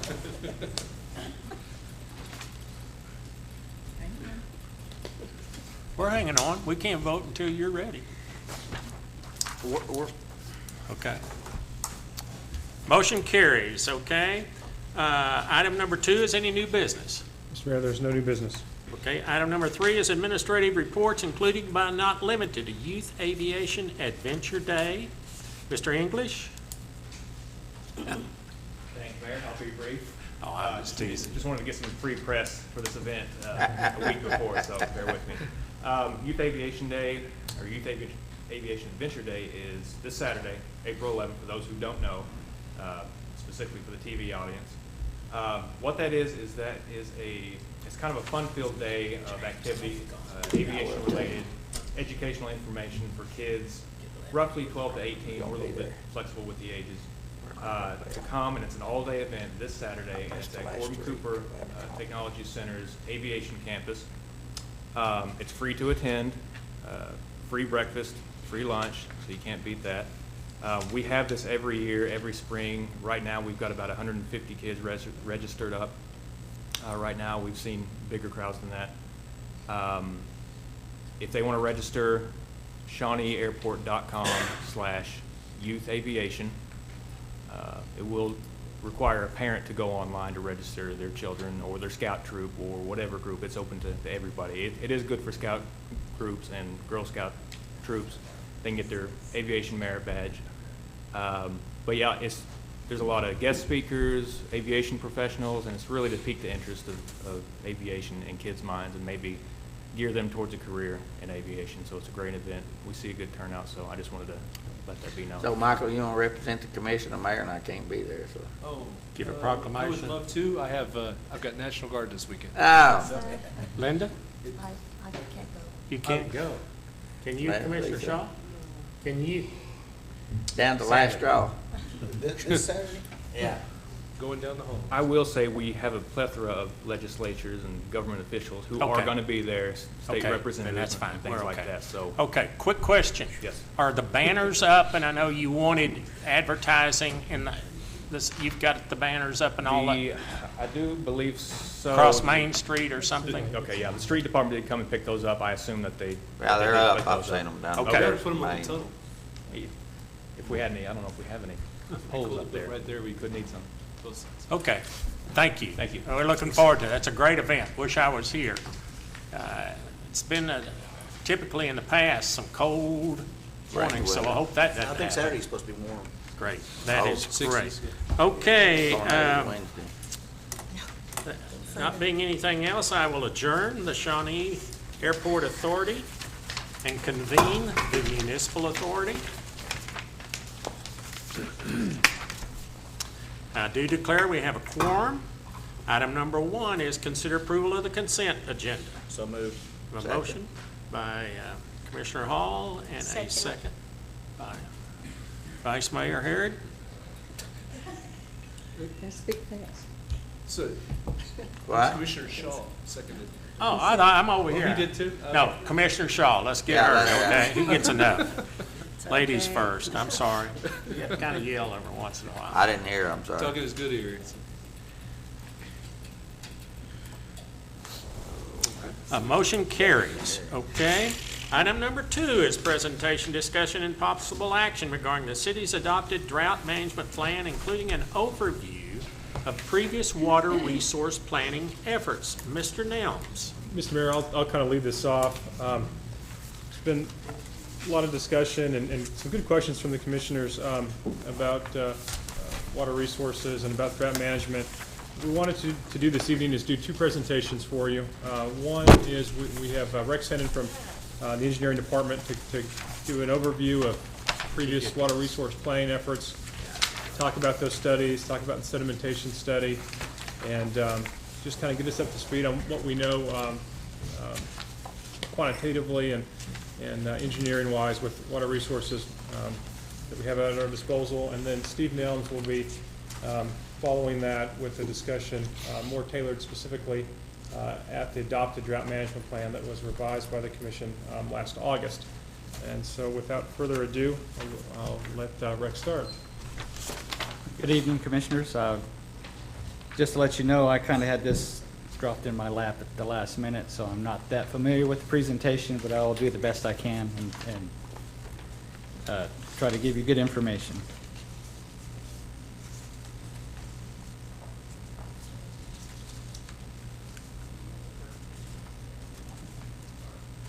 Oh. There you are. All right. John Krywicki is unable to be here. Is that your dog, Linda? That's Linda. Is that Commissioner Agee's dog? I believe it is. I think these photos kind of How's your indicate boat do out there in the mud? what has sparked a lot of this discussion and the need for some information. As you can see, there's a lot of shoreline showing at this time.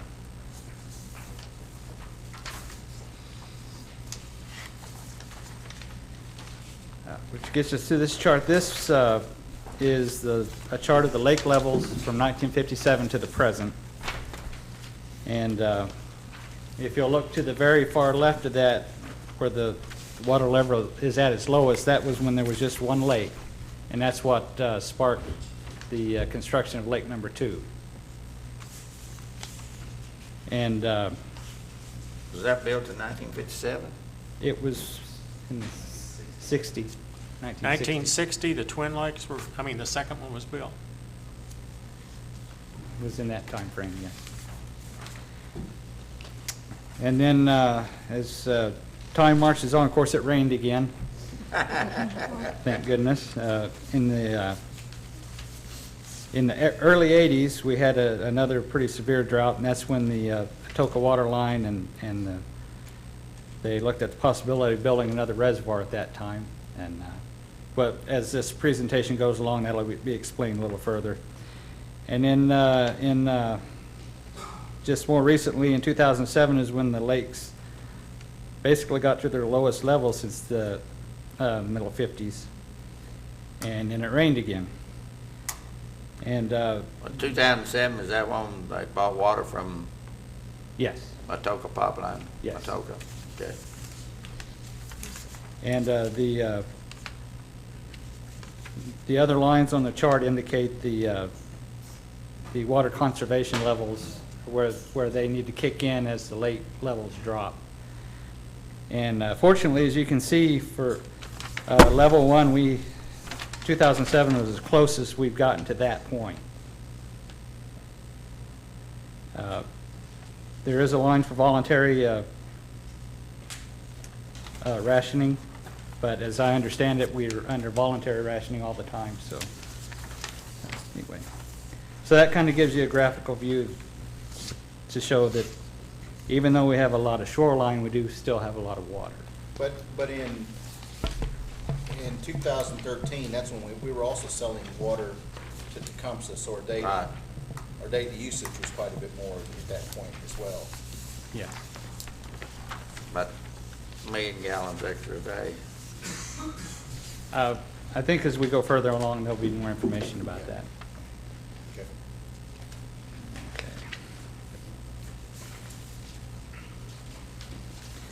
Okay. Over time, there have been many studies about projecting what the needs are going to be for the water plant and providing water and what our lakes are going to have to put out. And in 1976, it was projected that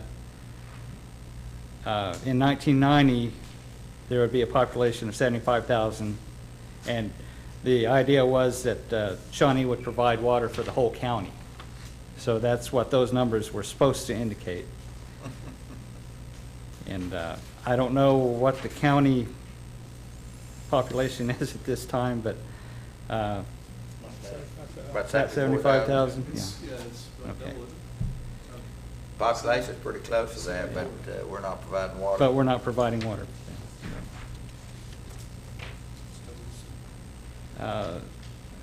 They had indicated that we would need to provide 4.4 million gallons a day if we were going to provide for the entire county. What are we using now? About 4 million? Average. You know, and these home builders have really been on my case. One of them was on the commission when they built West Watkins Lake, and about, they were low on water, and we're using probably 75–80% of our water's coming from West Watkins Lake. So we actually, I don't know what but they're on my case about average. They've been in the paper about low on water, and here we are, trying to build homes and get people to come to Shawnee, and they worry about having enough water when actually we're not using that much out of the Twin Lakes. Yeah, I might point this out to the commissioners. In January, I got this report in February, and I'm sorry if I didn't share it with you, but I will. I think I sent it to you, Commissioner Shaw. It shows that in January, we used, and I may be wrong, at 95 million gallons this year. Plus, in 14, we were using 104, and in 2013, we did 123 million. that's a pretty drop down. Now you've got the CPN who's no longer buying, and then you have, what are some of the others? Tecumseh. Tecumseh, yeah. So that kind of lets you know where the water deal is, as far as volume and usage. So where's West Watkins then on the water? Is that somebody else's area? Yeah, I think if we might hold questions to the end, we've got about 35 minutes worth of presentations between the two presentations. And so I think a lot of your questions honestly will be answered through this process. So if you wouldn't mind, I think we can hopefully get to most of them and then save questions for the end of each presentation. Okay, so in '81, another supply study was done, and it projected for this year, 2015, that the population would be 61,000 and 8.5 million gallons a day would be needed. And they also recommended the construction of a Pecan Creek Reservoir, which is 3.5 miles south of Pink. And phase one of that was to construct a water line from that reservoir to the Twin Lakes. And phase two was to construct the reservoir itself. What ended up happening was the raw water line was put in, which was what we call the Atoka water line, for short-term need, and that was in the 80s. And then again, it rained heavily, and we ended up not having to use that until 2007. And the reservoir was not built. Eventually, the West Watkins Reservoir was built at McLeod. And that's just a graphic of where that would have been located.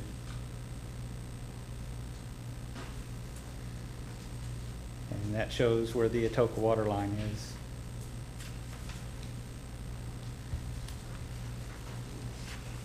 Well, at one time, we had budgeted, or we talked about laying a line from the Atoka line to connect with our 30-inch line to the plant, and after we got the report from the engineers that we had 50 years of water, we backed off of that. 35 minutes of presentation, James. Oh. Why don't you understand? And this is a document for the North Deer Creek Reservoir Project, or the West Watkins Reservoir. And just a lot of information that went into the design of that. And they were estimating in 2000 that the population would be 84,000 people. And we would have a average need of water of 9 million gallons a day. So it's kind of been all over the place as time has gone on. And what we've actually produced over the last 9 years, we've averaged basically around 4 million gallons a day. And the peak demand, the highest, was in 2012 at 7.5 million gallons a day.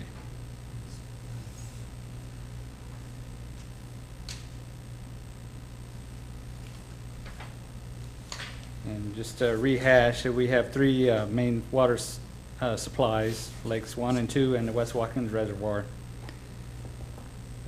Designed to build a population of 84,000 with an average daily demand of 9.2 million gallons and a peak demand of 18 million gallons a day. The consultant reported that the combined water supply system has a firm yield of 8.8 million gallons a day for the severe drought of record, which was back in the 50s. And the actual production rates of the water treatment plant for the last 9 years show an average daily demand of 4 million gallons with a max peak of 7.5 million gallons during 2012. And these are just more numbers that CDM Smith had submitted supporting those numbers.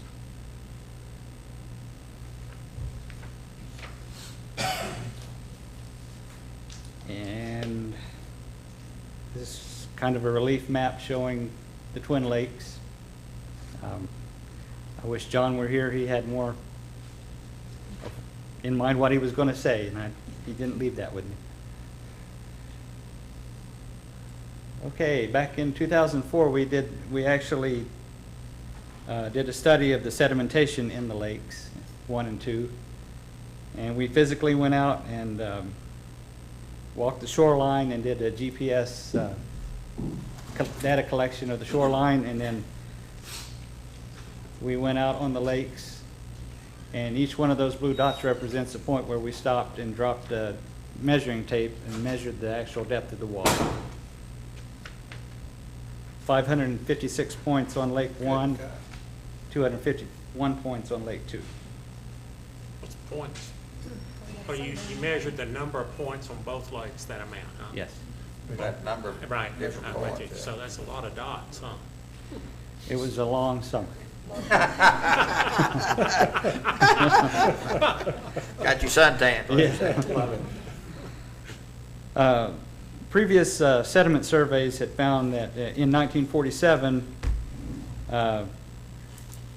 which was just Lake number 1 at the time, the sediment rate was 0.25% per year. And in 1957, it was 0.22% per year.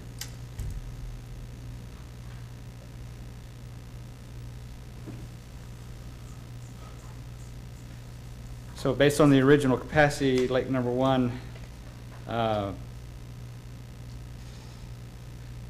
was calculated at a storage loss of 10.44% for a 68-year period, or 0.15% per year. And from 1957, the total loss storage is calculated at 9.35%, or 0.2% per year. And in our indications from the manual survey that we performed, the loss was 9.7%. And when that was built, that was supposed to be the government rates them, don't they, like 50-year lakes or For the something? dam. Yeah, isn't that what they do, huh? Because of the sediment that washes in and everything? 300 years? And this is a little hard to see, but that's each one of those lines, orange lines, represents a 1-foot contour or 1-foot elevation. And the little table there, I think I gave you guys a copy of that, indicates what the volume of the lake is at each elevation.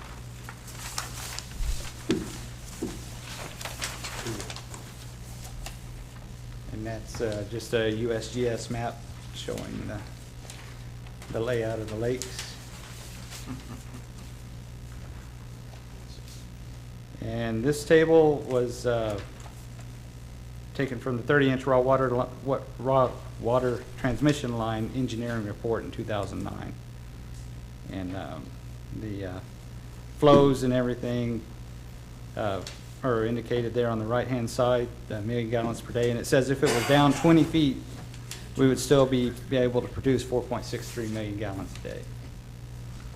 Now, this chart that you gave us, real quick, the lake elevations, is that using the current measurement or the measurement before they changed? That one is the old. The old measurement, okay.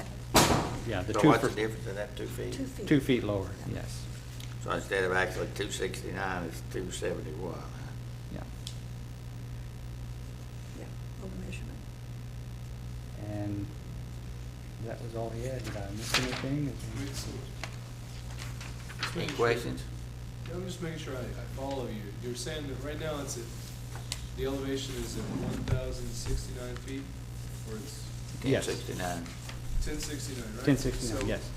But what was the other 2 feet? Is it 1,071 feet? Is that what you're saying? What's the actual elevation? The actual elevation today is 1069. 1069. The Which on the previous chart data would be was 1071. Okay. indicated 2 feet lower. Okay. But, so really it might appear that there's a drought problem, but it looks like we're kind of sitting,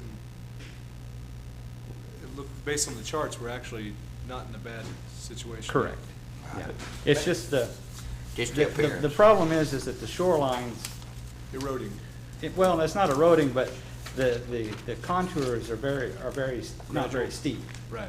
So as you go down a foot, that exposes 200 feet of land. but you're not really using all that, losing that much water. Okay, it's just So it's a visual thing. It's a perception problem. Yes. Is there a way to build a retaining wall around around the shoreline to keep I mean, just to make it look better?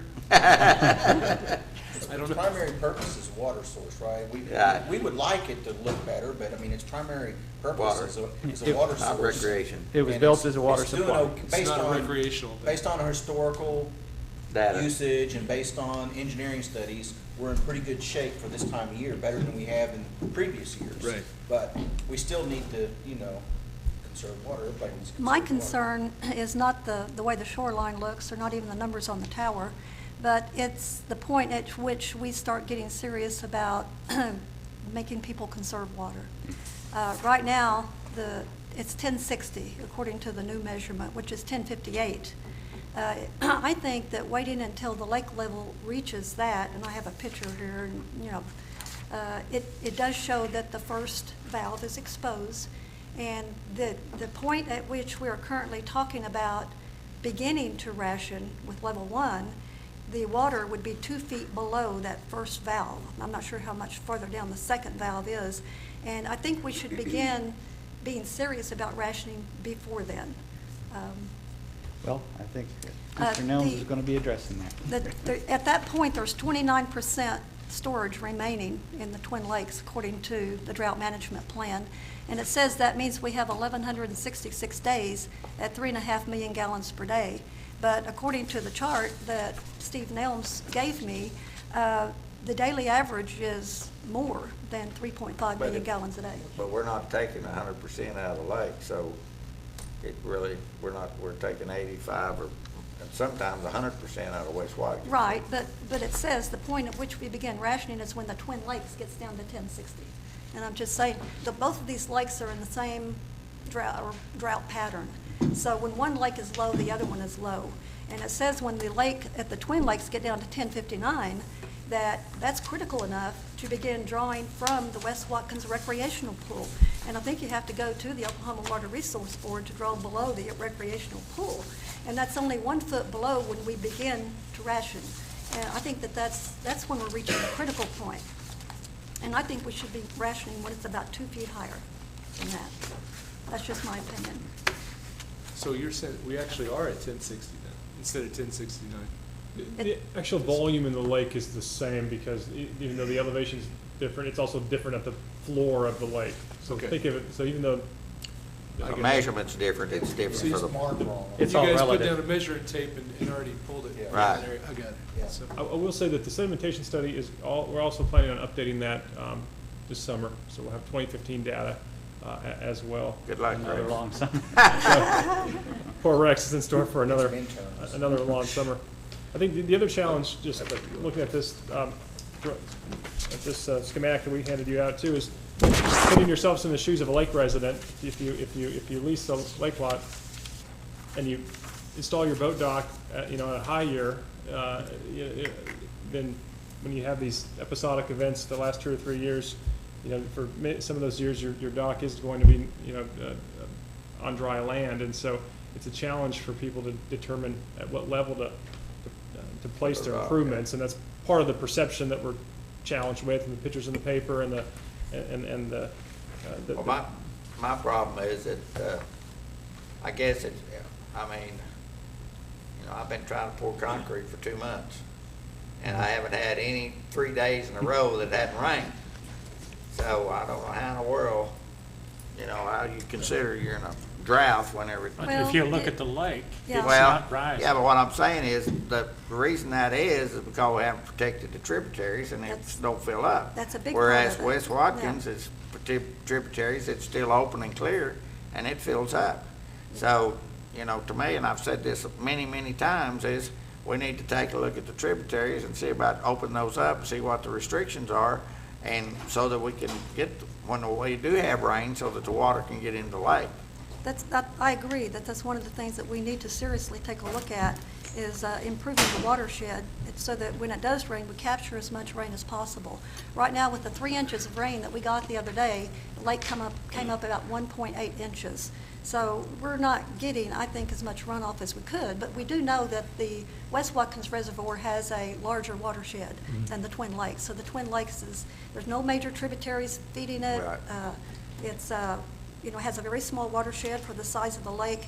And so I think we need to, as time and resources and money allow, I think we need to take a look at that watershed and see what we can do to try to improve that long term. But Sorry to interrupt, I didn't mean to interrupt. that's okay, go ahead. Well, I guess I was asking the question, I agree that the watershed, we need to at least take a look at it, but do we have, most of that's on private land, and do we have the right to go I look? don't know.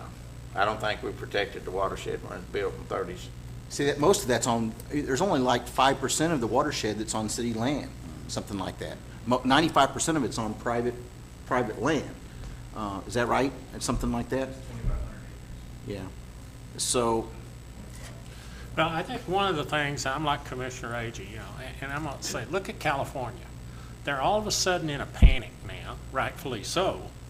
Well, that's not And I'm just saying is, we have a tendency to wait till it's a disaster before we react, and why not be ahead of the curve, like Commissioner Agee is saying, and why not do something? And you can say all this stuff, and if it rains, we celebrate the success, but if it doesn't. So it's based on sound engineering logic. If the engineering logic says that we need to go into a mandatory rationing at an earlier stage, I'm all for it. But if, we're at our normal water pool level today. That's the normal, even though it looks, there's perception, it's at the normal water pool. Right. We have enough water, and now if it doesn't rain all summer, of course, it's gonna get lower and lower, and we're gonna have to kick in.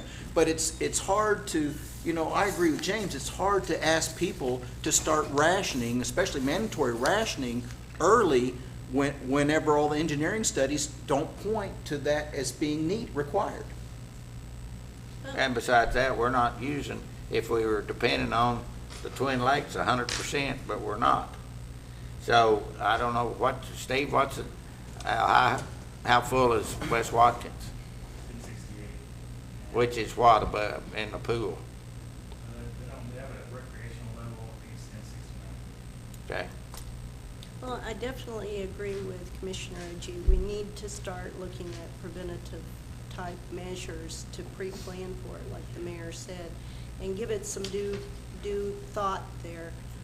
If we need to look at the tributaries, which is a great idea to me, let's look at that and see what opportunities we have there that we can explore by putting that into the lake base, or how it could best help to offset that. I argued with them when they said, well, you have a 50-year supply. That's what the engineers told us in the state. Yeah, when they did the drought study and everything, we have a 50-year supply of water in the lake out there. So what do we need to do to help make that effort possible, Justin? It would be my suggestion that why don't we have Steve quickly go over what we're doing now? And if I understand Commissioner Agee correctly, I believe she's suggesting that our level 1 mandatory restrictions begin at level 1060, and she's suggesting that they begin at 1062. What is the level where we have to go to the Oklahoma Water Resource Board and request to draw below the recreational pool out of the West Watkins? What is that water level? That's a Steve question, John. I do not know that question. Hopefully Steve does. Our water guru is coming up. Good job, Rex. Spur it in a short notice. Mr. Mayor, City Commission, that level is 1062 that we need permission to draw from West Watkins, below 1062. And I've called and checked on that with the Water Resources Board, and the only permission that we need is from PCDA. As far as they're concerned, they don't give us permission to draw below that level. It's Okay, PCDA. so the PCDA gives you permission to draw Yes. below the recreational pool? Mhm. Okay. And how timely do you have to make that request in there, Steve? With the working relationship we have with PCDA, we probably just give them a phone call, and it'd probably be that simple. But So, we'd get a formal letter out to them. In the last, we say we got a 3-inch rain, how much did the West Watkins come up for 3 or 4 inch rain? I think it came up quite a bit, probably at least 3 inches. I didn't pull that data today, but it was substantial for that little bit of rain. My point is, I hate to get out here and say we're short on water, got a drought and stuff like that, and here we're issuing building permits right and left, and then we go on home builders to sell their homes, yet we're advertising that we don't have any water. And I think you either gotta, we gotta do one way or the other. We can't just say we got water or we're short of water when we don't. I We're not think short of that's water. where we need to educate the public. The fact that we're trying to conserve water doesn't mean we don't have water. It just means that we want to be wise about the use of that water and try to keep our lake level as healthy as possible for that future growth. I agree with that. What was the logic, that, to go into level 1 at 1060? Those numbers were provided by engineer staff, previous staff members, and when they were working with CDM Smith. And I'm not sure what the logic was behind that. Maybe they were just numbers that were never reached in the past, minimal times. Yeah, look, at this chart, it looks like it's never been reached. Yep, that's over 60 years. I mean, and so what would be the downside if we agreed with Linda and said, we're gonna go at 1062? Probably the biggest impact is on residential outside water usage, and this is there's kind of a psychological aspect too, that it seems to make sense that you would automatically conserve water by doing this even odd rationing. But we actually pulled the data, and we did not conserve any water. Conserve any water. The last time When's the last time we did that, Justin? 2012. 2012. Yeah, but that's when we were selling. We had the tribe, and we had Tecumseh, didn't we? So what I'm saying is, they were having excessive usage, so I'm not sure that's a fair measurement on. Or did they do the same thing? Did they do odd? We subtracted that out, and so what happened is what we think happened, of course, we don't have hard science behind this, but theoretically what happened is, on the days people can water, since they're restricted, they water twice as much as they do normally. And so to be perfectly honest with you, the best way to induce people to conserve is to raise the water rates and to make it more painful. More expensive. That's politically unpopular, and city commissions have historically rejected that. Also, 30% of our water use is, approximately 30%, are commercial clients. So these are industrial factories and job creators. And so by only focusing on residential, you're, of course, the commercial customers already they're using more water. They have a built-in incentive to conserve and have processes that conserve. But I know this is a real challenging topic, and I think 1062 may be a good number. It's just, but the flip side of that is that it is kind of counterintuitive when we're saying Shawnee's a great place to build, and we've got. It creates a perception on that side. There's a perception that issue. we don't have enough water for our future, and tough issue. And I'm this is my perception. I don't have any facts to back this up, but I think that when you go into the rationing, it impacts the people who can't afford automatic sprinklers more, right? Because they're the ones out there having to drag the hoses around and do things, and the people that have automatic sprinklers, you can go drive down the streets at 2 o'clock in the morning, 3 o'clock in the morning, and they're all going, because they don't ration. I don't want to make a blanket statement there or get in trouble, but a lot of people don't. I drilled a well so I can irrigate. Well, this old man's going to tell you that we ought to be, in my opinion, setting money aside each year. And we, young people will live to see this, where we take that water instead of dumping it in the river. Right. And turn it right around, and then the lake would be full for recreational uses, both of those lakes. And Texas cities are doing that. Well, they're dumping the gray water back in the lake. Yeah, but you don't dump it back in the lake. There's a process where you bring it right back in the line, because the water that we are dumping in the river is cleaner than probably what we're getting out of Shawnee Lake. Well, either that, you could reduce that 30% of industrial use by using that gray water, if you want to call it that. I'm all for it, but it's a pretty price tag. I'm saying, but if we want to plan long-term planning, we need, like we were trying to get Kickapoo extended, and we're setting money aside, I think we need to look at. Could we be splitting the baby if we just went with, instead of 2 feet, could we just go 1061, and I think it should be higher. Let me say something else, too. Back in 2007, and some of you all may remember this, at 1060, which is we're talking about beginning rationing, it was really 1058 back then, which is what we're calling 1060 now. At that time, our city manager suspended recreation at the lake for safety purposes because the lake level was so low that there were obstacles in the lake that they considered Dangerous. Yeah, dangerous. So they suspended recreation for 2 years, and the city lost, I don't know, a couple $100,000 probably to the lack of permit fees and recreational fees during that time. That is, I have an article from 2006 too, and city staff and engineers back then did the same thing that they did after they developed this new drought management plan, but for some reason back then, they said a minimum level would be maintained for the Twin Lakes for proper operation, and they said that it should be maintained at an elevation of 1062.5 or higher, which would be the same thing as 1064.5 right now. So we're talking about, my math is not good, you know. So we're talking about around 4 feet lower. 2.5 feet. I think I've got a pretty good answer for that one.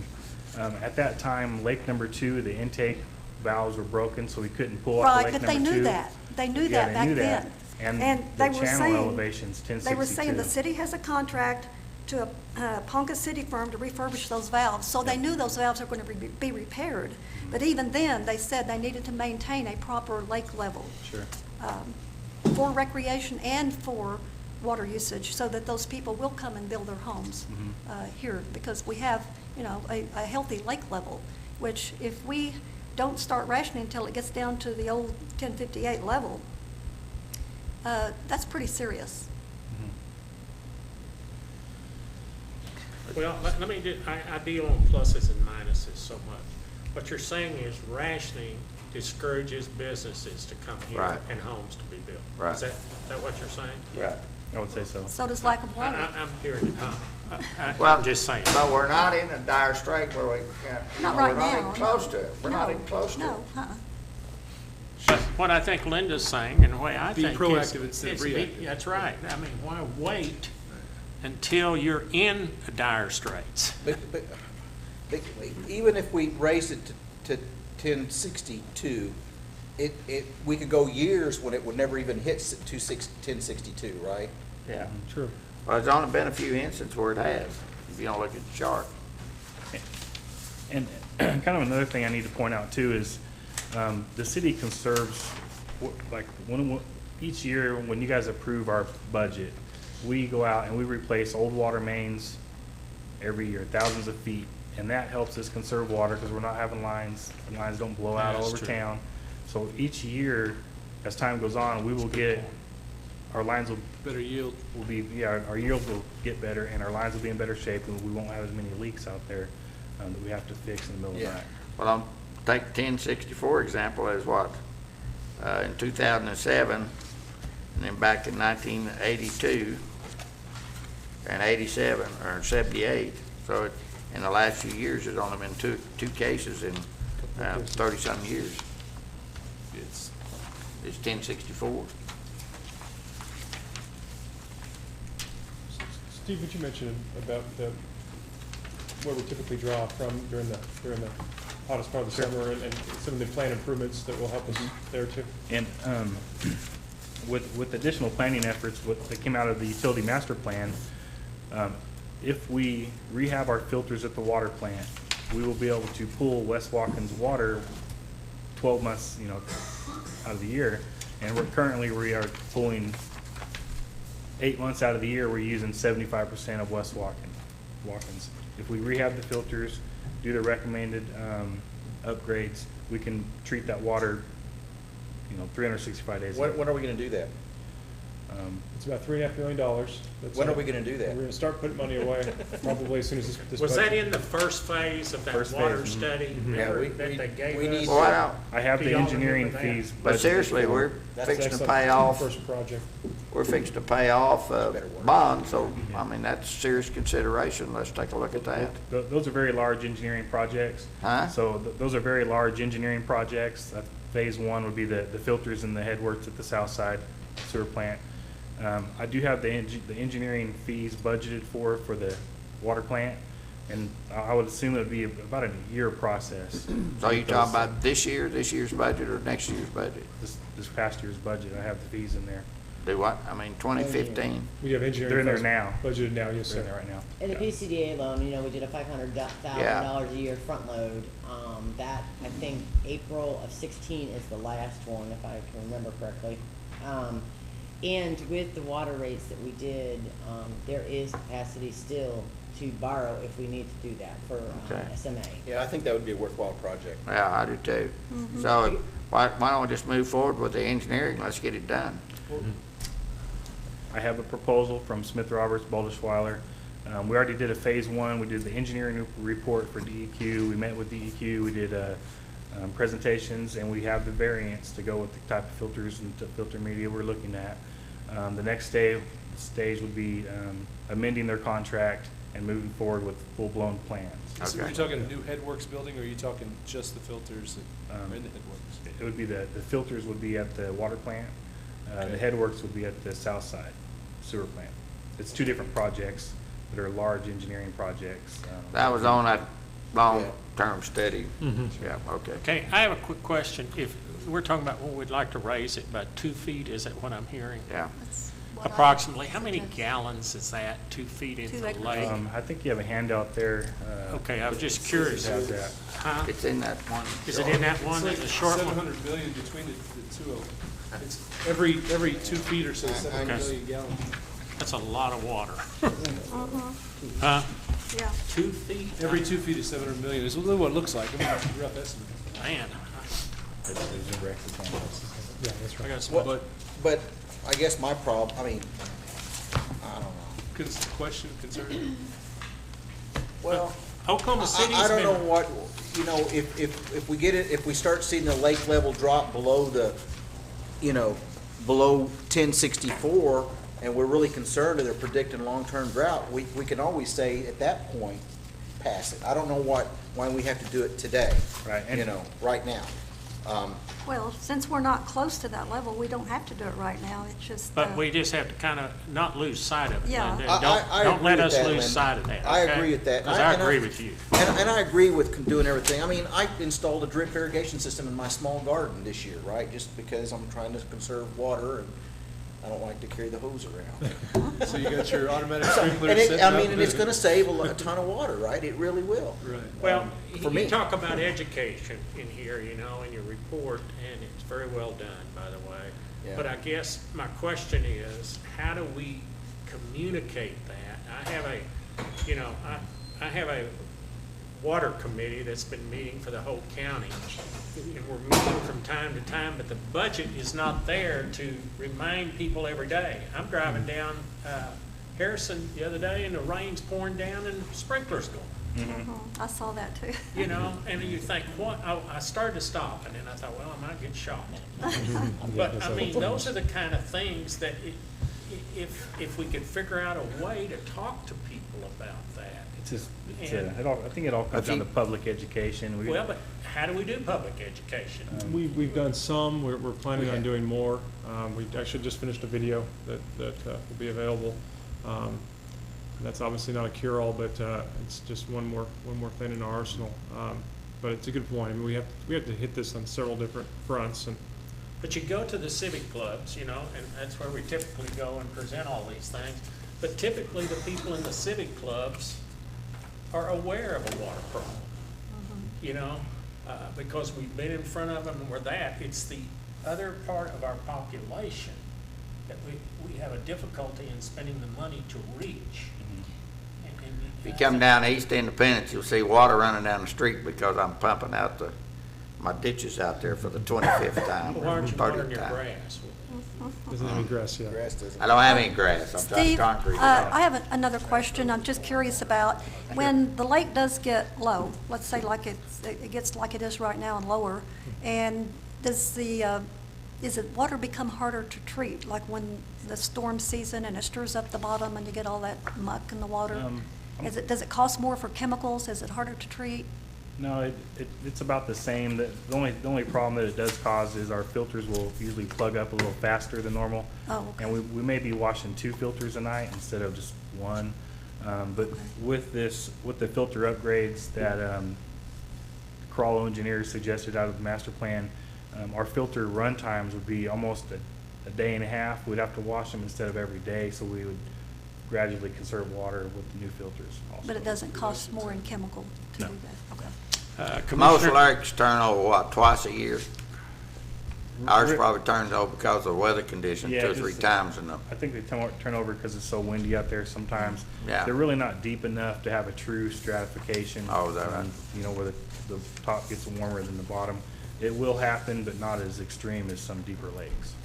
Justin, is it possible for you to visit like-sized cities, I mean, the information or the data, and see what kind of effective campaigns have been used to help educate the consumer population? like Absolutely. Altus. They're using fines out in California. Just going to suggest that Public service Of course, the difference between, you talk about California, the difference between us and California is their water table is just about gone. It's not just the surface water, it's the water table. And they live, and a lot of that's a desert out there. too. Right.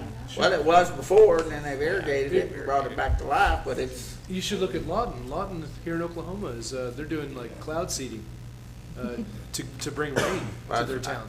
Because is they that got- what all this rain's about? If we have an They've got an educational extreme, I guess campaign, I it's think the- one thing people need to realize is that when we get 3, 4, 6 inches of rain, the lake doesn't come up that much. No. We have to have consistent, heavy rains for the lake to come up, and that doesn't happen that often.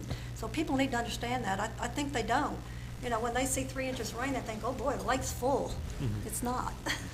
Well, I Just told a them- thought, OML is really good. We pay a lot of money to that, and it's a great organization, that Oklahoma Municipal League. And I think they could they could send out a bulletin and see, like, people from Altus and western Oklahoma, what they're doing to suggest saving water instead of trying to reinvent the wheel. And I think, Commissioner Shaw, that's a good I thought go, you had. go to Duncan for sure. Well, if you can look at several areas. we will. We will look into this further, consider the request to raise the threshold for conservation, or for level 1 rationing, and provide some more information for you, either at the next meeting or the meeting after. Steve's presentation is before you in the binder. Right. I know we've talked about this quite a bit. You can go through it if you want to now, but if you. Let us read it. If we have gone some through it pretty questions, we'll ask you at the next detailed. meeting. Fair Sure. enough? Yeah. I know you went to a lot of work, and again, I'm always in awe, since I have been mayor, of the quality of the staff and the people that work at this city.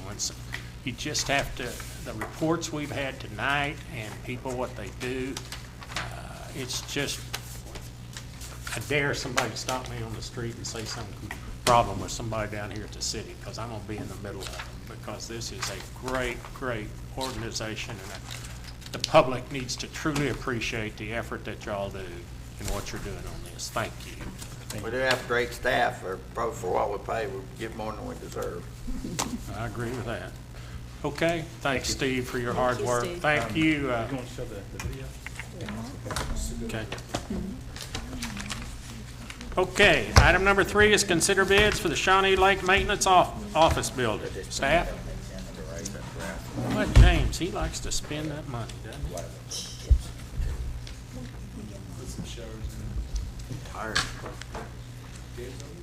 All right, this is to award the Shawnee Lake Maintenance Office Building. We did solicit bids and got 2 back.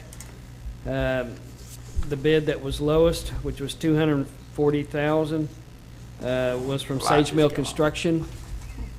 And it is staff's recommendation to go ahead and award the bid. How much did we budget for it? We have $51,750 from insurance and $152,745, which comes up to just a little over $200,000. And No the change rest, orders. No change orders. no change orders on this one. Move we accept the bid. Okay. I'll second that. Who made the motion? Vice Mayor Harrod did. Wait, did you say it was Sage Mill again? Sage Mill, yes. And they're the ones doing the dispatch center as well? Yes. This is, Is the chief happy with them? Chief, you're satisfied with their work? They have been very good to work with. Like I said, we've had weekly meetings, giving updates, and They're performing very well, keeping constant? I think Commissioner Shaw, you had something. Actually, Okay. Commissioner Dykstra has. Okay. Thanks. Okay, we have a motion and a second. Let's vote.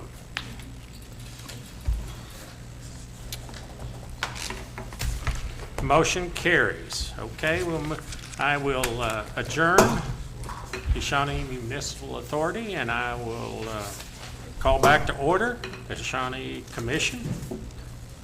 And we'll go to item number 12. Is consider an executive session to discuss potential claims, litigation, and other options regarding the following: City of Shawnee versus Modern Oil, Potawatomi County District Court; Beller versus City of Shawnee, Potawatomi County District Court; and Lexington Insurance Company versus City of Shawnee, Potawatomi County District Court. Case number 2056, City of Shawnee versus IUPA and John Arnett, Court of Appeals case, and the Citizen Potawatomi Nation versus City of Shawnee. City of Shawnee, United States District Court for Western District of Oklahoma, case number CIV 15221F is authorized. Do we need to make a motion to go? Yes, there? sir, I move, so moved. Commissioner Go Dykstra. into executive session. Do I have a second? Second. Second by Commissioner Shaw. Let's vote. Johnny? It's like a marathon. What's the score? 31-29. Hey, Huh? Dave? Motion carries. Duke was 29. Gee. Duke was 29. How much?